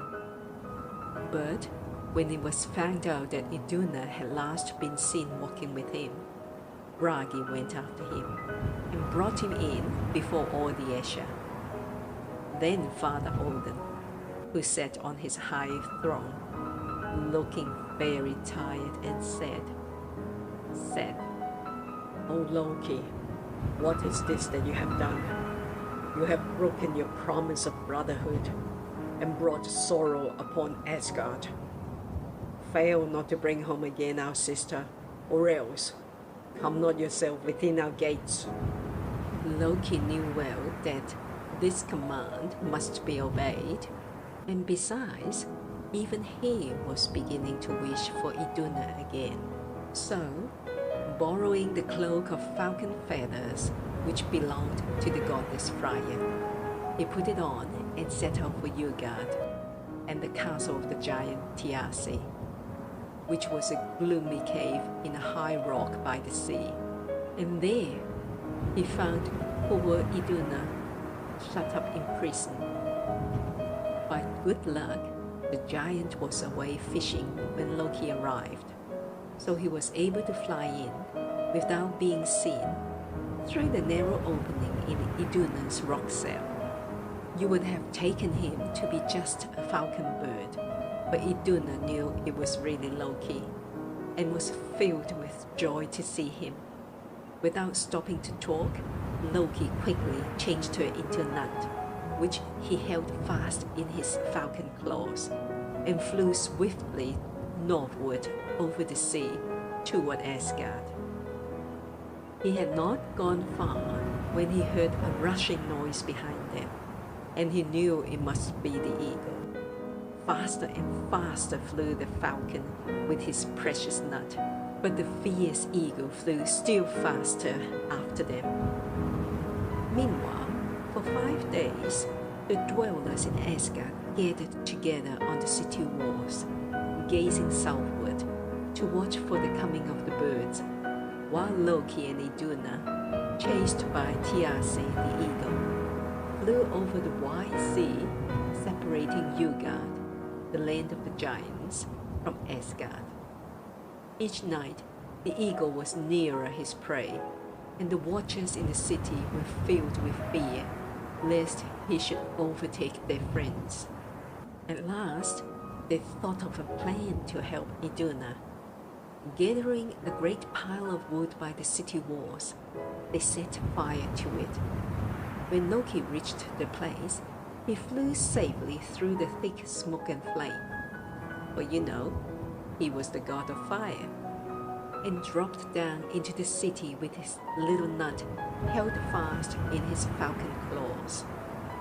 But when the heavy eagle came rushing on after them, he could not rise above the heat of the fire, and smothered by the smoke, fell down and was burned to death. There was great joy in Asgard at having the dear Iduna back again. Her friends gathered around her, and she invited them all into her garden, where the withered trees and flowers began to sprout and blossom. The gay birds came back, singing and building their nests, and the happy little brooks went dancing under the trees. Iduna sat with Bragi among her friends, and they all feasted upon her golden apples.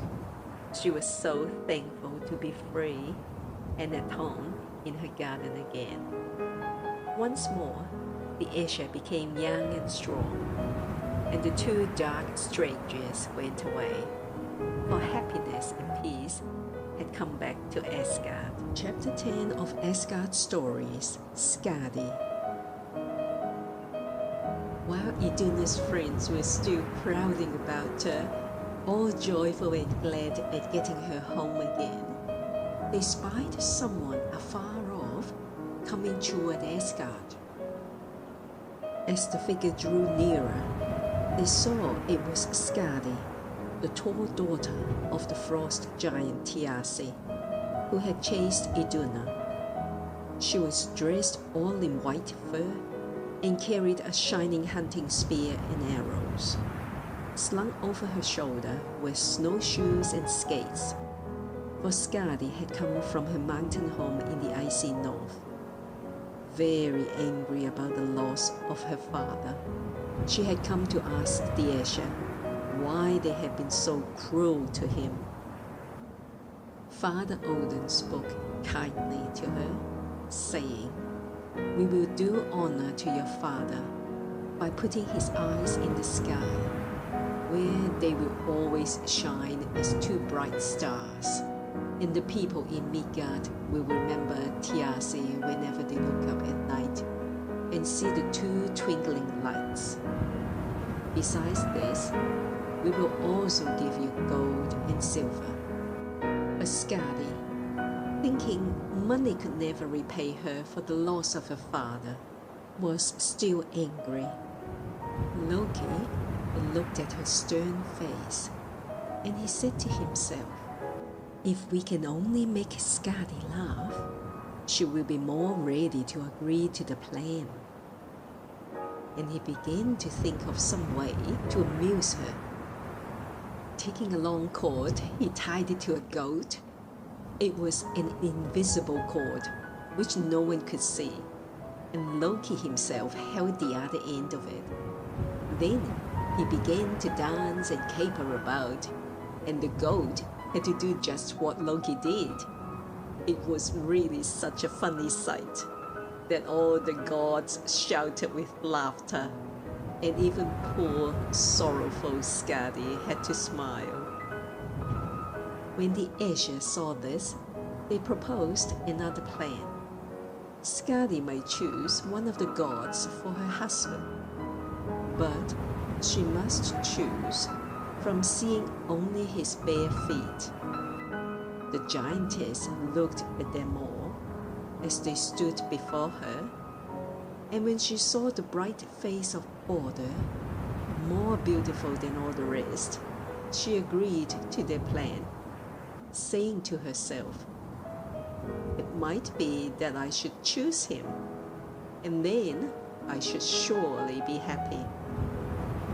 The gods then stood in a row behind the curtain, so that Skadi could see nothing but their bare feet.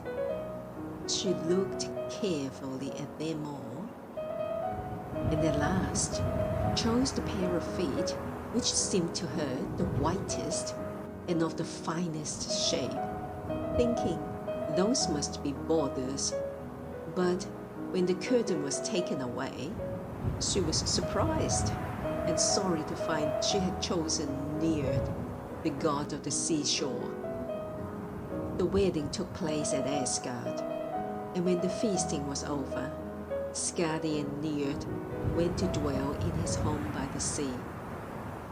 At first, they were very happy, for Njord was kind to his giant bride. But how could you expect one of the Aesir to live happily very long with a frost giantess for his wife?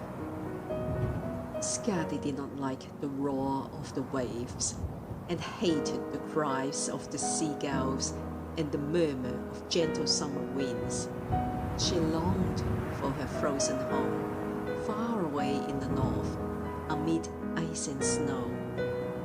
And so, they finally agreed that, for 9 months of the year, Njord would live with Skadi among her snowy mountains, where she found happiness in hunting over the white hills and valleys on her snowshoes, with her hunting dogs at her side, or skating on the ice-bound rivers and lakes.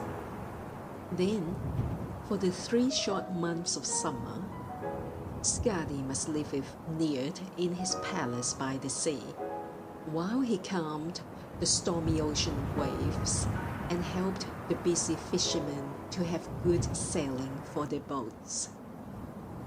Njord loved to wander along the shore, his jacket trimmed with a fringe of lovely seaweeds, and his belt made of the prettiest shells on the beach, with the friendly little sandpipers running before him, and beautiful gulls and other seabirds sailing in the air above his head. Sometimes he loved to sit on the rocks by the shore, watching the sails play in the sunshine, or feeding the beautiful swans, his favorite birds. There is a kind of sponge, which the people in the north still call Njord's glove, in memory of this old Norse god. Chapter 11 of Asgard Stories, Balder. Balder was the best beloved of all the gods. Odin was their father and king. To him they turned for help and wise advice. But it was to Balder they went for loving words and bright smiles. The sight of his kind face was a joy to the Aesir, and to all the people of Midgard. They sometimes called him the God of Light, a good name for him because he truly gave to the world light and strength. Balder was the son of Odin and Frigga, He was the most gentle and lovely of all the gods. His beautiful palace in Asgard was bright and spotless.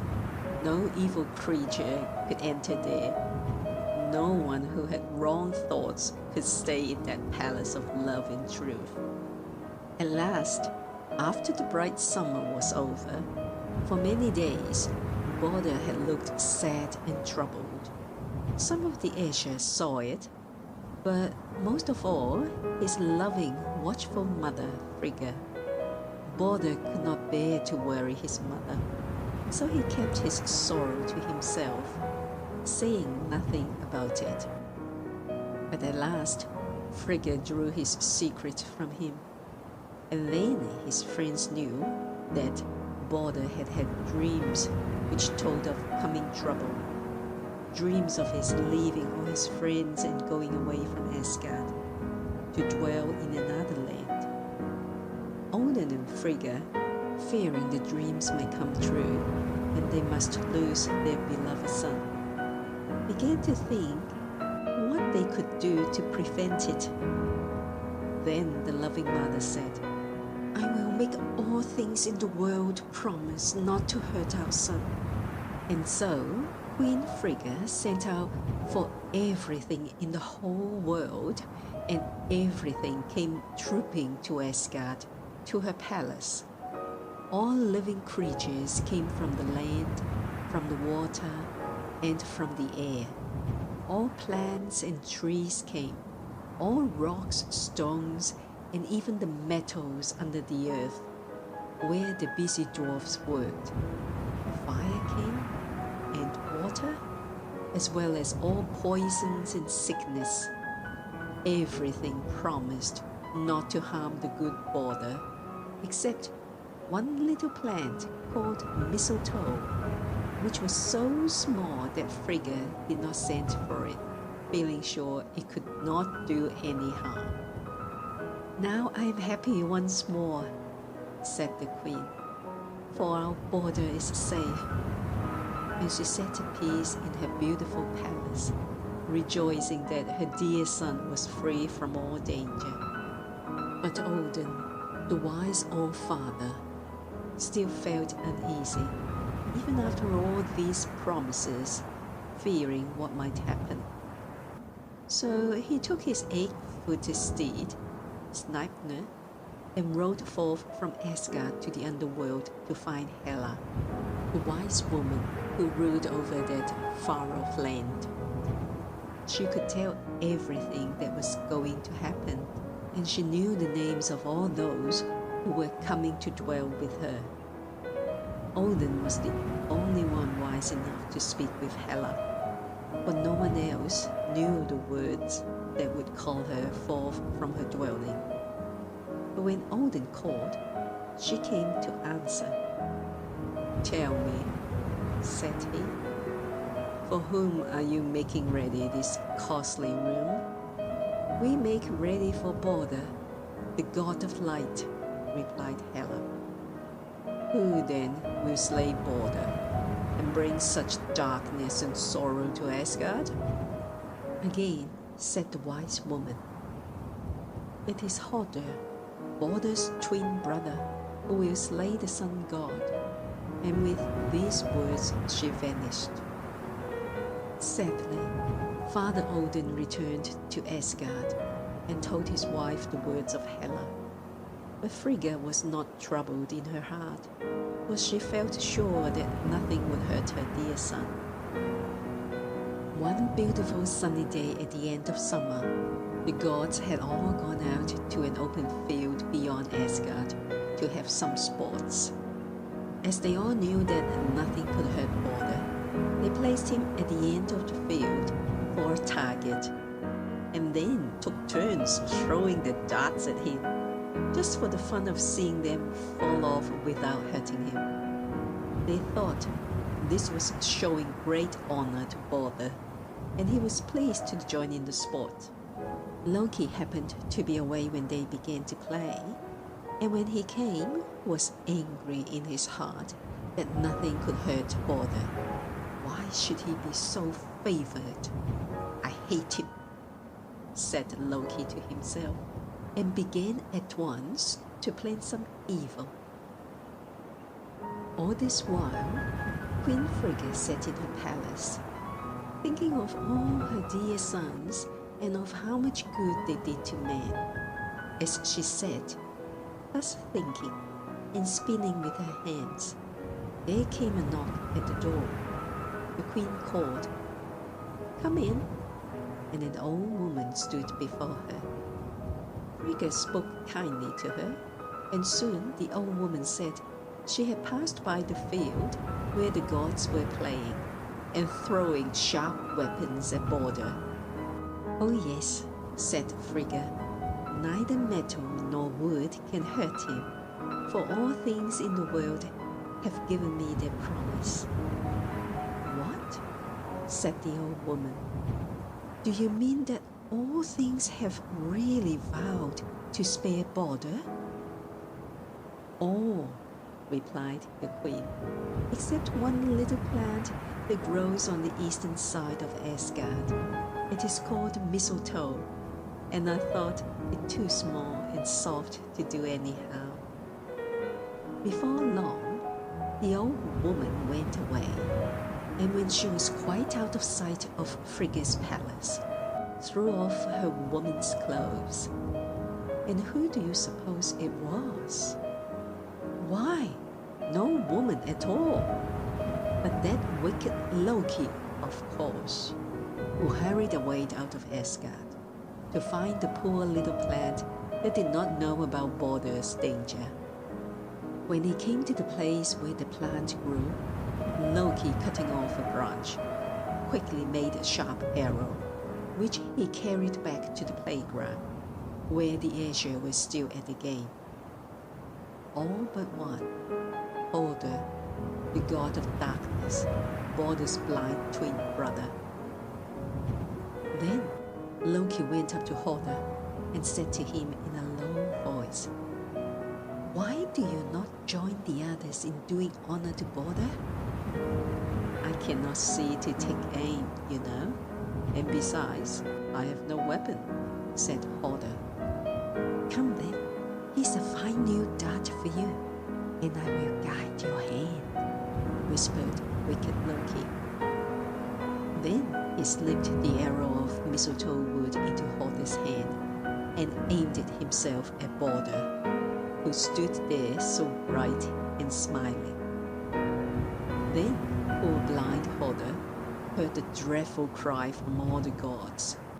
Balder, the beautiful, had fallen, struck by the arrow. He would now be taken away from them to live with Hela in the underworld.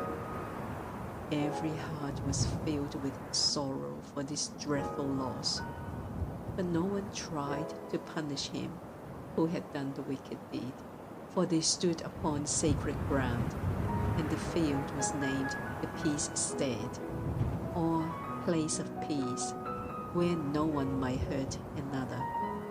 Besides, the gods did not know it was the false Loki who hated Balder that had struck him down. When Frigga heard the sad news, she asked who would win her love by going to the underworld and begging Hela to let Balder come back to them. Hermod, the swift messenger god, ready to do his mother's bidding, set forth at once on the long journey. 9 days and nights he traveled without resting, until he came to Hela's underworld. There he found Balder, who was glad to see him, and sent messengers to his friends in Asgard. Hela said Balder might return to them on one condition, that every living creature and everything in the world must weep for him. So Hermod hastened back to Asgard, and when the Æsir heard Hela's answer, they sent out messengers over the world to bid all things weep for Balder, their bright sun god.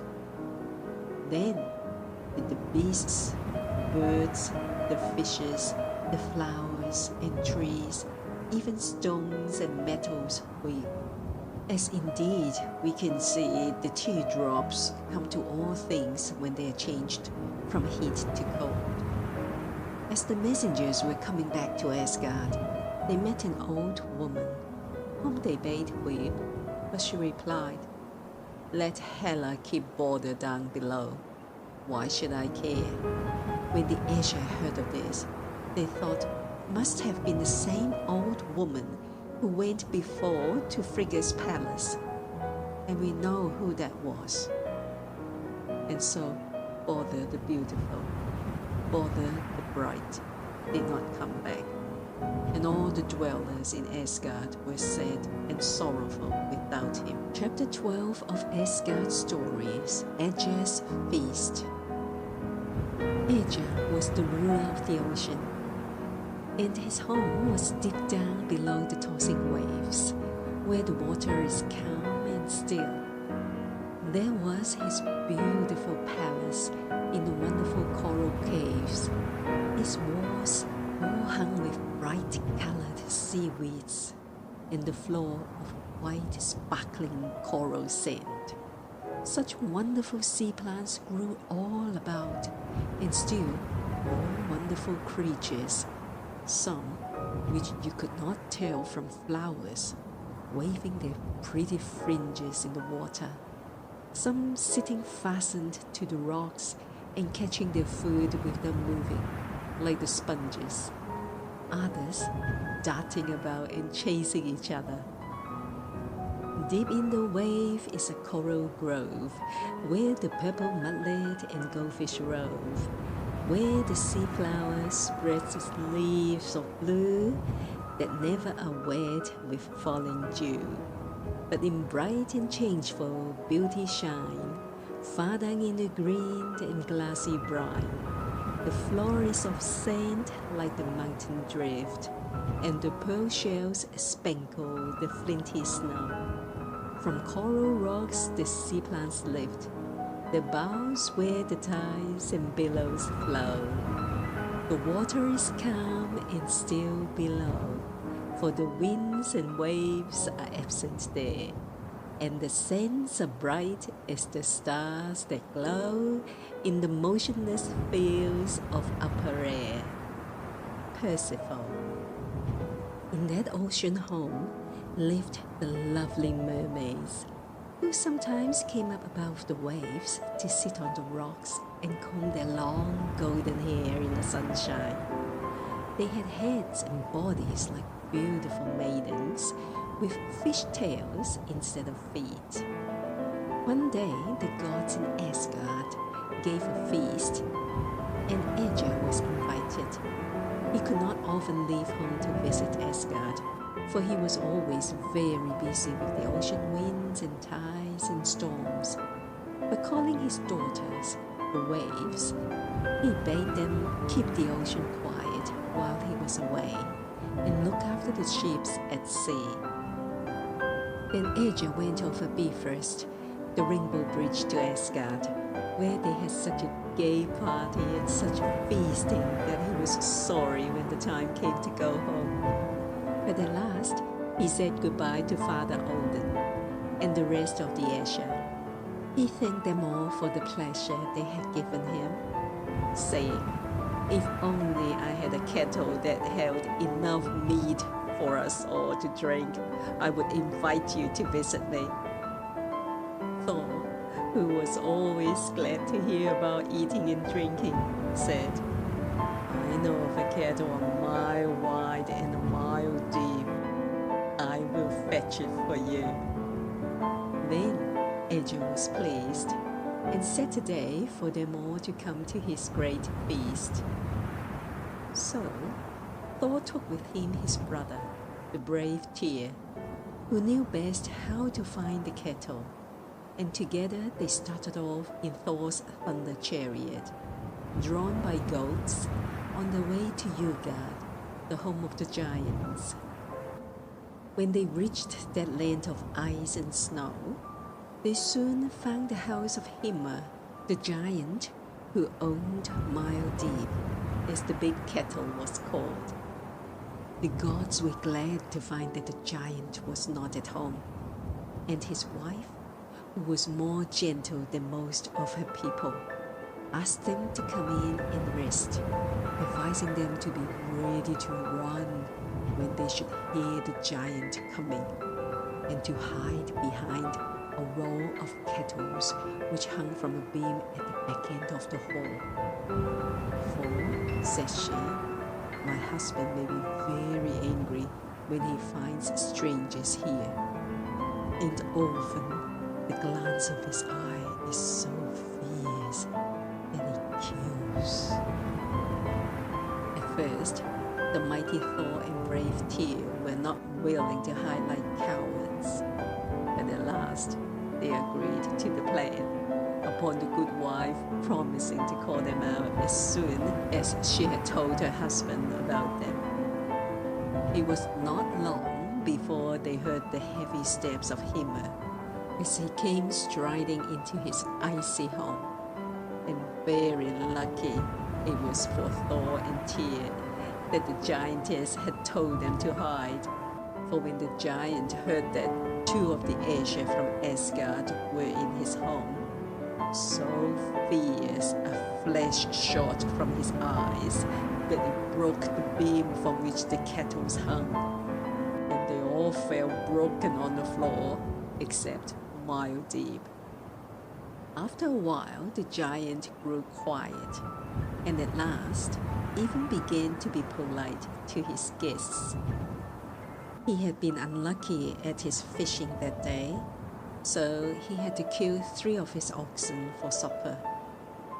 Thor, being hungry, as usual, made Hymir quite angry by eating 2 whole oxen, so that when they rose from the table, the giant said, "If you keep on eating as much at every meal as you have tonight, Thor, you will have to find your own food." "Very well," said Thor. "I will go fishing with you in the morning." Next morning, Thor set forth with the giant, and as they walked over the fields toward the sea, Thor cut off the head of one of the finest oxen for bait. Of course, you may know that Hymir was not pleased at this, but Thor said he should need the very best kind of bait, for he was hoping to catch the Midgard serpent, that dangerous monster who lived at the bottom of the ocean, coiled around the world with his tail in his mouth. When they came to the shore where the boat was ready, each one took an oar, and they rowed out to deep water. Hymir was tired first, and called to Thor to stop. "We are far enough out," he cried. "This is my usual fishing place, where I find the best whales. If we go farther, the sea will be rougher, and we may run into the Midgard serpent." As this was just what Thor wanted, he rowed all the harder and did not stop until they were far out on the ocean. Then he baited his hook with the ox's head and threw it overboard. Soon there came a fierce jerk on the line. It grew heavier and heavier, but Thor pulled with all his might. He tugged so hard that he broke through the bottom of the boat and had to stand on the slippery rocks beneath. All this time, the giant was looking on, wondering what was the matter. But when he saw the horrid head of the Midgard serpent rising above the waves, he was so frightened that he cut the line.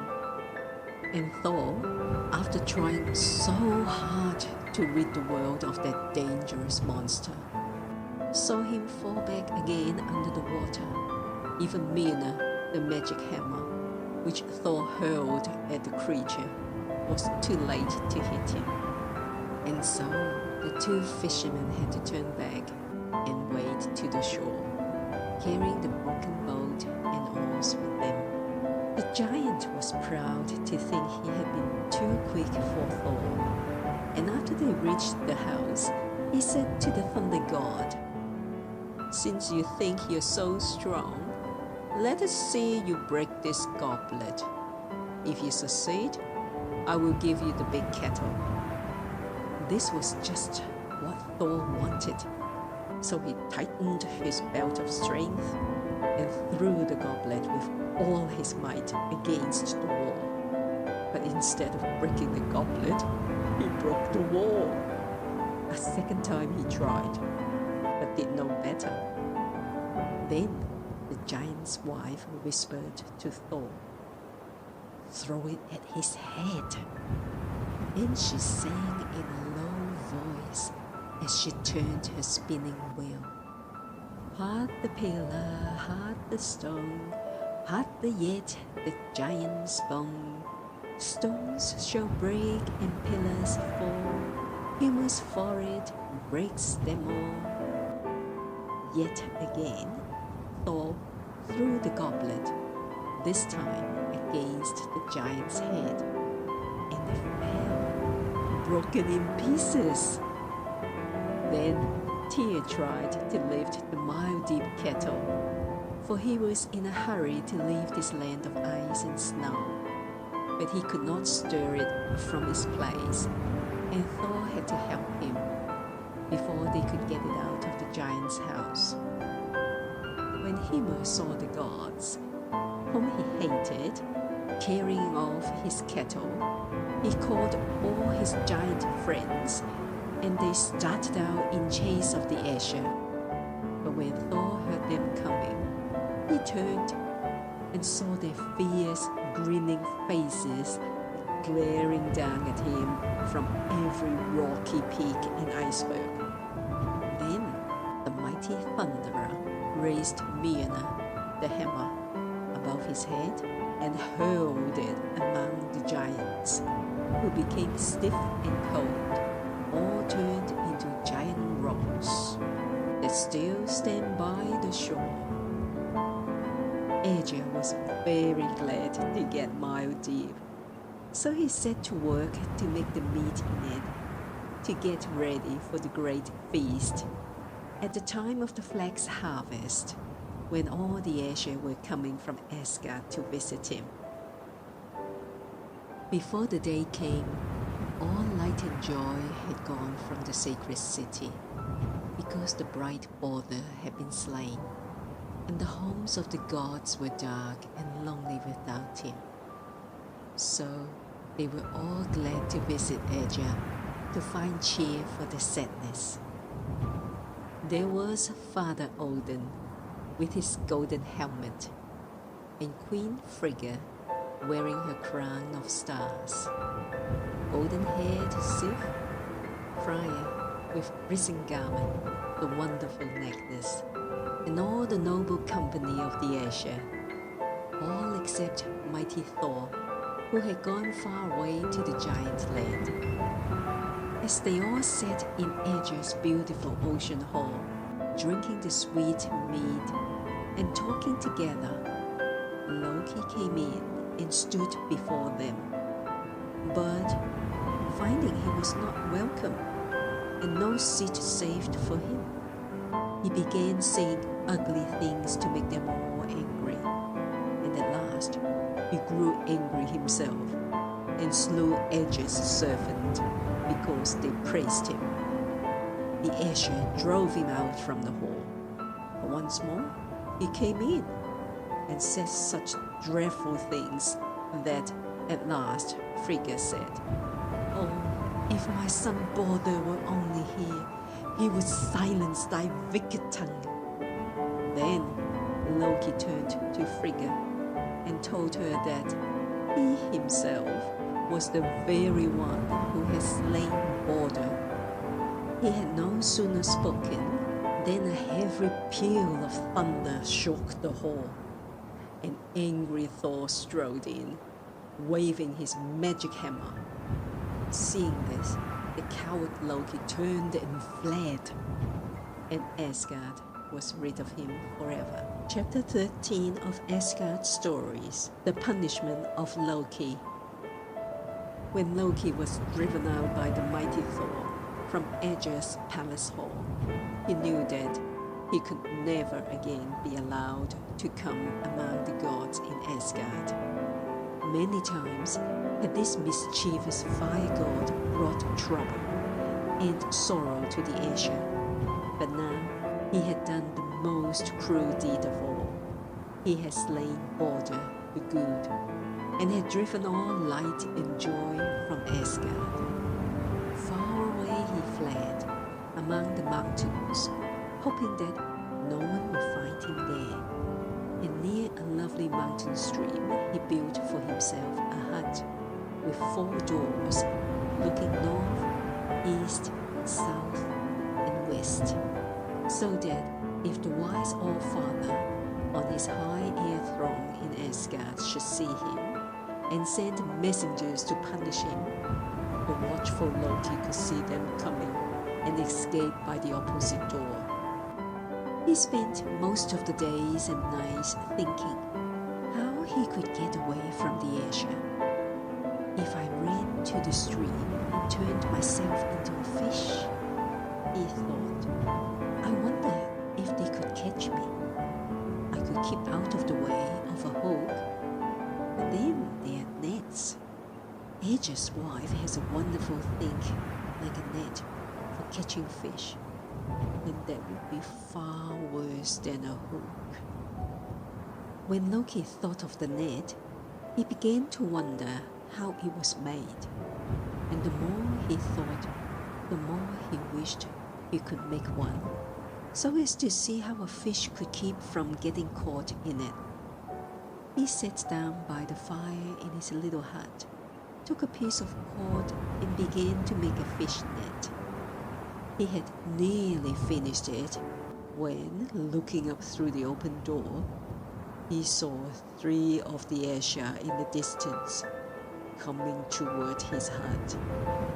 Loki well knew that they were coming to catch him, and quickly throwing his net into the fire, he ran to the stream, changed himself into a beautiful spotted salmon, and leaped into the water. A moment later, the 3 gods entered the hut, and one of them spied the fish net burning in the fire. See, cried he, Loki must have been making this net to catch fish. He always was a good fisherman, and now this is just what we want for catching him. So they snatched the last bit of the net from the fire, and by looking at it found out how to make another, which they took with them to the bank of the stream. The first time the net was put into the water, Loki hid between 2 rocks, and the net was so light that it floated past him.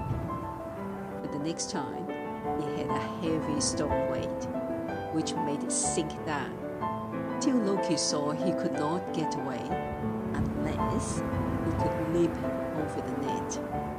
He did this, but Thor, seeing him, waded out into the stream, where he threw the net again, so that Loki must jump a second time, or else go on out into the deep sea.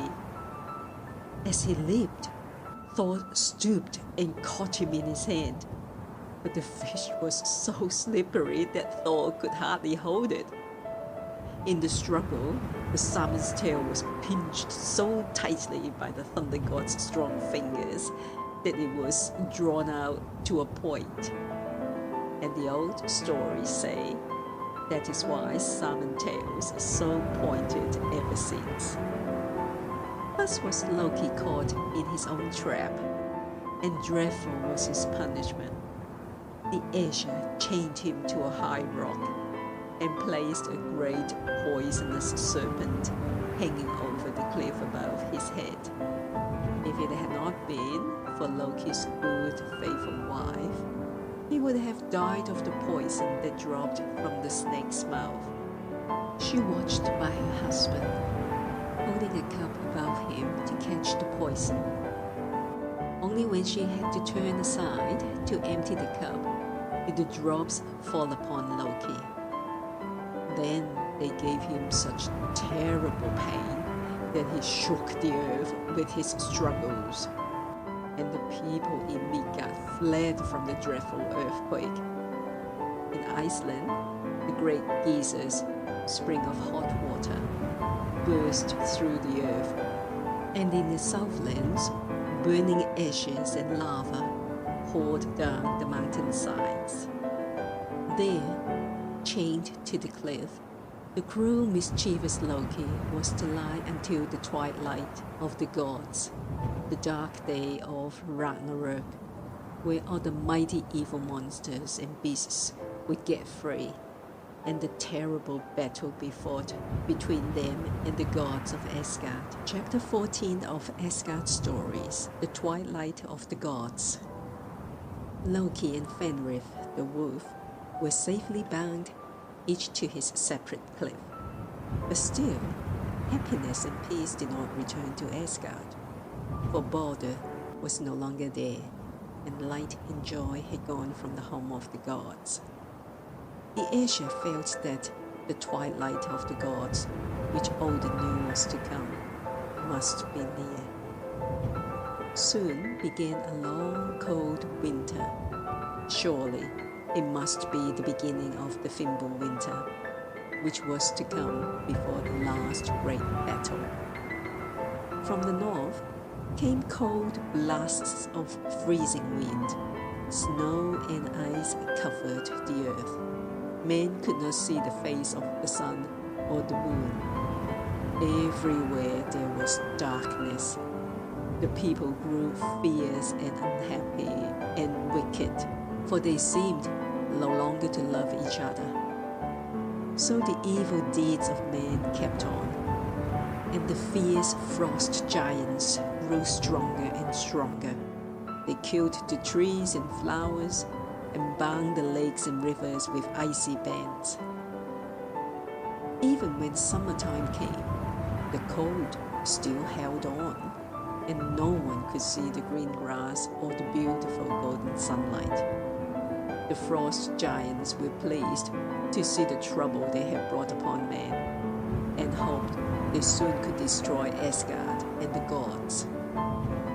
3 long winters passed, with no light to warm and brighten the world. After that, still 3 other dreary winters, and then the eagle who sat on top of the great world tree, Yggdrasil, gave a loud, shrill cry. At that, the earth shook, the rocks crumbled and fell, so that Loki and the wolf were freed from their chains. The waters of the deep ocean rose and rolled high over the land, and up above the waves, writhing out of the deep, came the monster, Midgard serpent, to join in the last battle. Now, the enemies of the gods were gathering from all sides, the frost giants, the mountain giants, with Loki, Fenrir, and the Midgard serpent. Heimdall, the faithful watchman, looked from his watchtower by the Rainbow Bridge, and when he saw the host of monsters appearing and raging towards Asgard, he blew his magic horn Gyla, which was the signal of warning to the gods. When Father Odin heard the blast of Heimdall's horn, he hastened to arm himself for the battle. Once again, it is said that the All-Father sought wisdom at Mimir's fountain, asking to know how best to lead the Aesir against their enemies. But what Mimir said to him, no one ever knew. For a second call sounded from the Gyla horn, and the gods, with Odin at their head, rode forth from Asgard to meet their foes.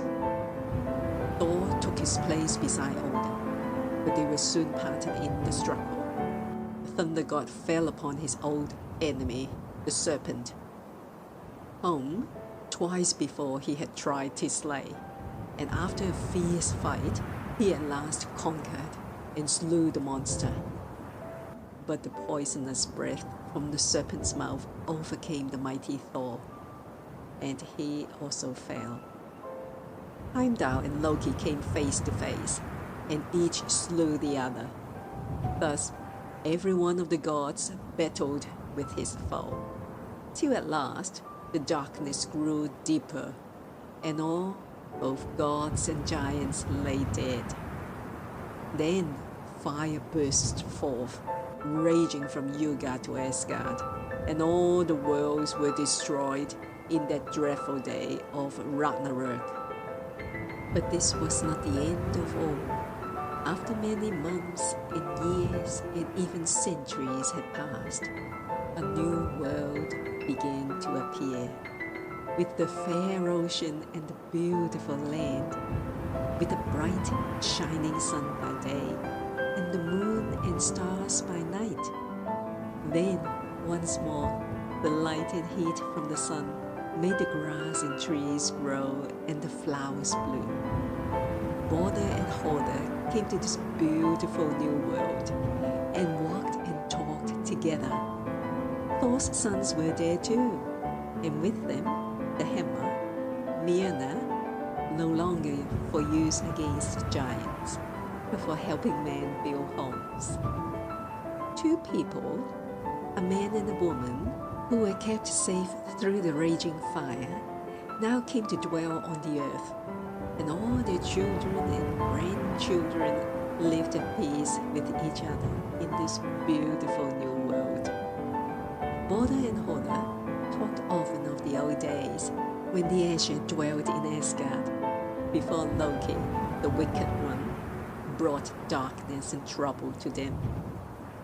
With loving words they spoke of Odin and Frigga, the brave Tyr, who gave his right hand to save the Aesir, of mighty Thor and faithful Heimdall, of lovely Fire and her beautiful nakedness, and of fair Iduna's garden, where they used to sit and eat her magic apples. But still, they said, we know now that this new world is fairer than the old, and here, also, the loving All-Father watches over his children.